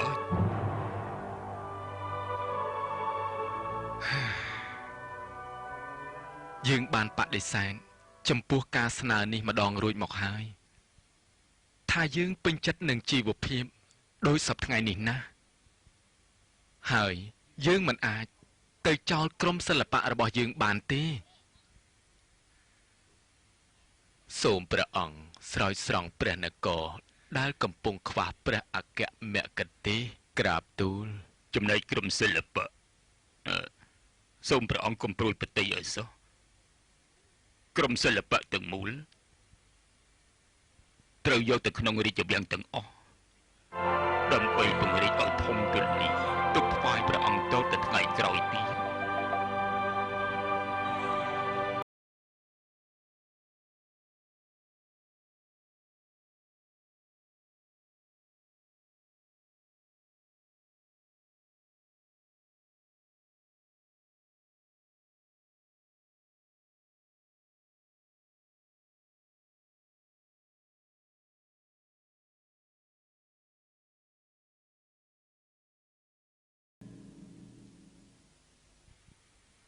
មិនអីទេបើអស់លោកមានការរំពឹងគិតវែងឆ្ងាយដូចនេះយើងយល់ព្រមព្រះបាទអង្គជ័យឬព្រះបាទត្រសក់ផ្អែមយល់ព្រមទទួលគ្រងរាជគឺទទួលរក្សារាជបណ្ដោះអាសន្នសិនទម្រាំដល់ថ្ងៃអភិសេកចំណែកពញាសួរក៏ទទួលគ្រងជាឧបរាជដែរគ្រួចនឹងបក់បានចូលមកទូលសារភាពនៅទោសកំហុសទាំងឡាយដែលខ្លួនបានប្រព្រឹត្តដោយការលួចដេញក្របីចូលមកក្នុងចំការត្រសក់ព្រះបាទត្រសក់ផ្អែមបានព្រះសន្តោសប្រណីនិងប្រគល់ទូនាទីឲ្យគ្រួចនឹងបក់ជាអ្នកចាំរក្សាចំការត្រសក់លួងរហូតមក3ឆ្នាំក្រោយមកតាមឯកសារមហាបរោះខ្មែរបានសរសេរថាព្រះបាទអង្គជ័យបានអភិសេកតាមទំនៀមជាក្សត្រគ្រងរាជសម្បត្តិពេញសិទ្ធិព្រះអង្គបានបញ្ជាឲ្យគេយកលំពែងជ័យទៅតម្កល់ជាមួយនឹងបញ្ចក្សត្រនានាដើម្បីជាសម្បត្តិរបស់រាជបល្ល័ង្កពេលនេះយើងបានឡើងគ្រងរាជសម្បត្តិពេញលក្ខណៈហើយក្នុងព្រះបរមនាមយើងជាព្រះបាទត្រសក់ផ្អែមឬព្រះបរមរាជាធិរាជអង្គជ័យយើងបានឲ្យព្រះមហាឧបរាជសួរយកលំពែងជ័យប្រចាំរាជរបស់យើងនោះទៅដាក់តម្កល់ជាមួយគ្រឿងបញ្ចក្សត្រនានាដើម្បីទុកជាសម្បត្តិរាជបល្ល័ង្កតទៅ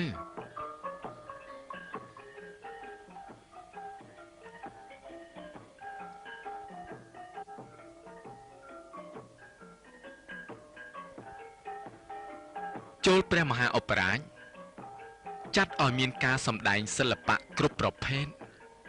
ជាពិសេសសិល្បៈយីកេឲ្យប្រជាជនរាស្ត្រចូលមើលជាទីកំសាន្តផ្លាស់ប្ដូរគ្នាកុំខកខានឲ្យសោះមិនតែប៉ុណ្ណោះត្រូវចាត់ក្រុមពិស្ណុការសាងប្រាសាទ3គឺប្រាសាទសូរព្រាត់ប្រាសាទយល់តងនិងប្រាសាទបាត់ពួនគ្រប់ខ្លោងទ្វារព្រះរាជវាំងសម្រាប់ជាទីតាំងឲ្យយើងចេញតូតលបែងមហោស្រពទាំងនោះទៀតផងដើម្បីជាព្រះកិត្តិយសថ្វាយព្រះអង្គទូលបង្គំសូមព្រះជានុញ្ញាតឲ្យប្រជាជនរាស្ត្រចិត្តឆ្ងាយប្រើក្នុងពិធីមង្គលការអ្វីនៅពាក្យបន្តជូនពរថាជ័យហងសួស្ដីហងឬក៏ថាជ័យហងសុហងចាប់ពីពេលនេះតទៅដើម្បីតំណាងឲ្យជោគជ័យសិរីមង្គលក្នុងពិធីដ៏ប្រពៃទាំងនោះ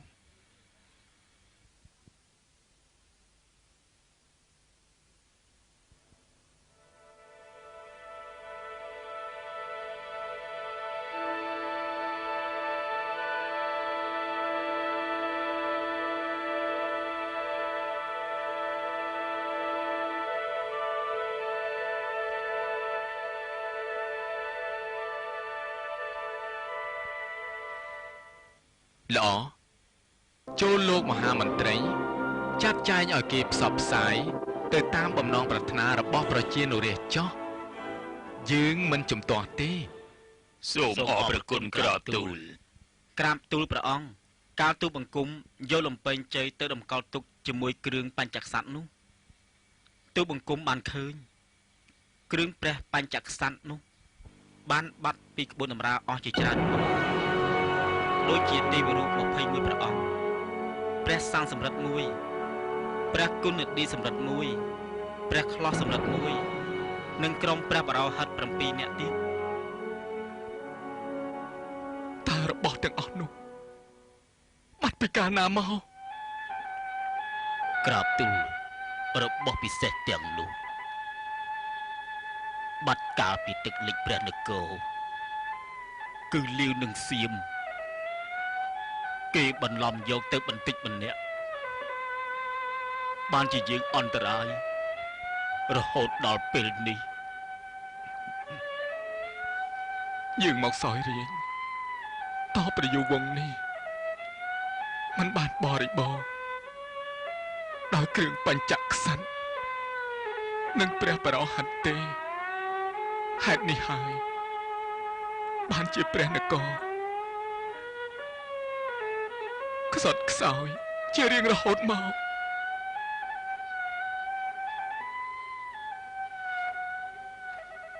ក៏ដល់ព្រះនគរឥឡូវនេះមិនមែនបាត់តែគ្រឿងបញ្ចក្សត្រនិងរាជបរោហិតតែប៉ុណ្ណោះទេគឺនៅបាត់ព្រះត្រៃបិដកនិងព្រះអិនគោរពហោរាវត្ថុទាំង5មុខទៀតដែលជាបុគ្គលដល់ព្រះនគរខ្លាំងណាស់គួរតែព្រះអង្គលៃលោកធ្វើយ៉ាងណារៀបចំឡើងវិញក្រាបទូលក៏ពិតដល់ព្រះនគរឥឡូវនេះមិនមែនបាត់តែគ្រឿងបញ្ចក្សត្រនិងរាជបរោហិតតែប៉ុណ្ណោះទេគឺនៅបាត់ព្រះត្រៃបិដកនិងព្រះអិនគោរពហោរាវត្ថុទាំង5មុខទៀតដែលជាបុគ្គលដល់ព្រះនគរខ្លាំងណាស់គួរតែព្រះអង្គលៃលោកធ្វើយ៉ាងណារៀបចំឡើងវិញក្រាបទូលខ្ញុំព្រះករុណាយល់ថាព្រះកែវមរកតដែលបាត់នោះมันអាចយកមកធ្វើជាតំណាងបានឡើយព្រោះព្រះកែវមរកតមានតែ3អង្គប៉ុណ្ណោះសម្រាប់ស្ដេចជលចក្រប៉ុន្តែដើម្បីកុំឲ្យអាប់យួរដល់ព្រះនគរគួរយកសម្រិទ្ធមាសទឹក10សំណលង្ហិនស្ពាន់តុងវាមករំលាយចូលគ្នាគ្រប់12មុខសាងជាព្រះកែវមរកតឡើងវិញអំពីព្រះត្រៃបិដកនោះជារបស់កម្រក៏ពិតមែនតែខ្ញុំព្រះករុណាយល់ថាកាលព្រះចៅក្រុងស្រីអយុធ្យាដណ្ដើមយកទៅនោះព្រះចៅក្រុងចម្ប៉ាស័កក៏មានលាក់ទុកព្រះត្រៃបិដក5ចប់ក្នុងមួយមុខដែរយើងនឹងចាត់រាជទូតទៅសុំចម្លងដោយរាជមេត្រីនោះច្បាស់ជាព្រះចៅក្រុងចម្ប៉ាស័កមិនយល់ទាស់ទេអំពីគ្រឿងបញ្ចក្សត្រគឺព្រះខ្លោះសម្រិទ្ធនិងទេវរូប21មុខនោះខ្ញុំព្រះករុណាយល់ឃើញថាយើងត្រូវផ្សំសម្រិទ្ធ12មុខក៏អាចកសាងវត្ថុទាំងនោះបានឡើងវិញរីឯបរោហិតទាំង7នាក់ដែលខឹងអន់ចិត្តហើយនាំយកទាំងអិនគោរពហោរាទៅនគរពរាណសីវិញកាលពីដែនដីព្រះបាទអរិទ្ធពលពីសោនោះខ្ញុំព្រះករុណានឹងចាត់ឲ្យគេទៅសុំអញ្ជើញកូនរបស់បរោហិតនិងរាជហោរានោះមកបន្តរាជកិច្ចកាន់កាប់ព្រះបញ្ចក្សត្រតរៀងទៅព្រះរាជដំណើរដើម្បីសង្គ្រោះរតនវត្ថុទាំង5មុខនេះជាការប្រសើរដ៏ឧត្តមថ្លៃថ្លាប្រពៃដាស់ក្រាបទូលរាជសម្បត្តិព្រះអង្គមកជាបានថ្កើងថ្កានសុខសាន្តតរៀងទៅតាមឯកសារមួយបានចែងថាដោយព្រះនាងយ៉ាតពុំមានបុត្រព្រះបរមរាជាធិរាជអង្គជ័យបានទទួលយកព្រះនាងបុប្ផាវតីជាបុត្រីព្រះសេនករាជអភិសេកជាមហេសីហើយមានបុត្រាមួយអង្គព្រះនាមចៅសិរីរតន៍តែឯកសារមួយទៀតចែងថាព្រះបាទត្រសក់ផ្អែមបានទទួលរាជសម្បត្តិពីព្រះបាទសីហនុរាជជារាជបុត្ររបស់ព្រះបាទសេនករាជទៅវិញហើយបានលើកព្រះនាងចន្ទ្រាវតីជាបុត្រីព្រះសីហនុរាជជា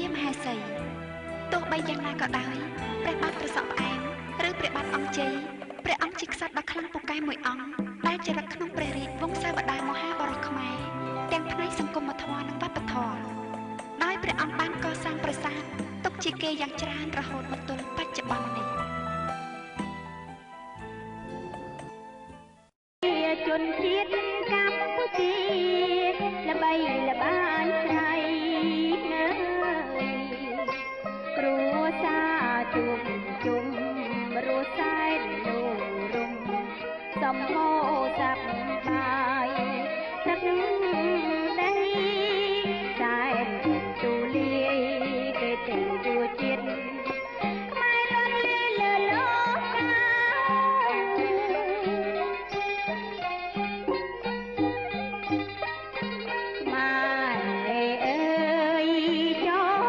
ទាំងថាគ្មានបរទេសណាអាចឆ្លើយបញ្ហាសិលធម៌បាននៅមានតែខ្លួនយើងព្យាយាមតាំងចិត្តមេត្តាសន្តានគុណលំធម៌ព្រមវិហាបានសង្គមសុខ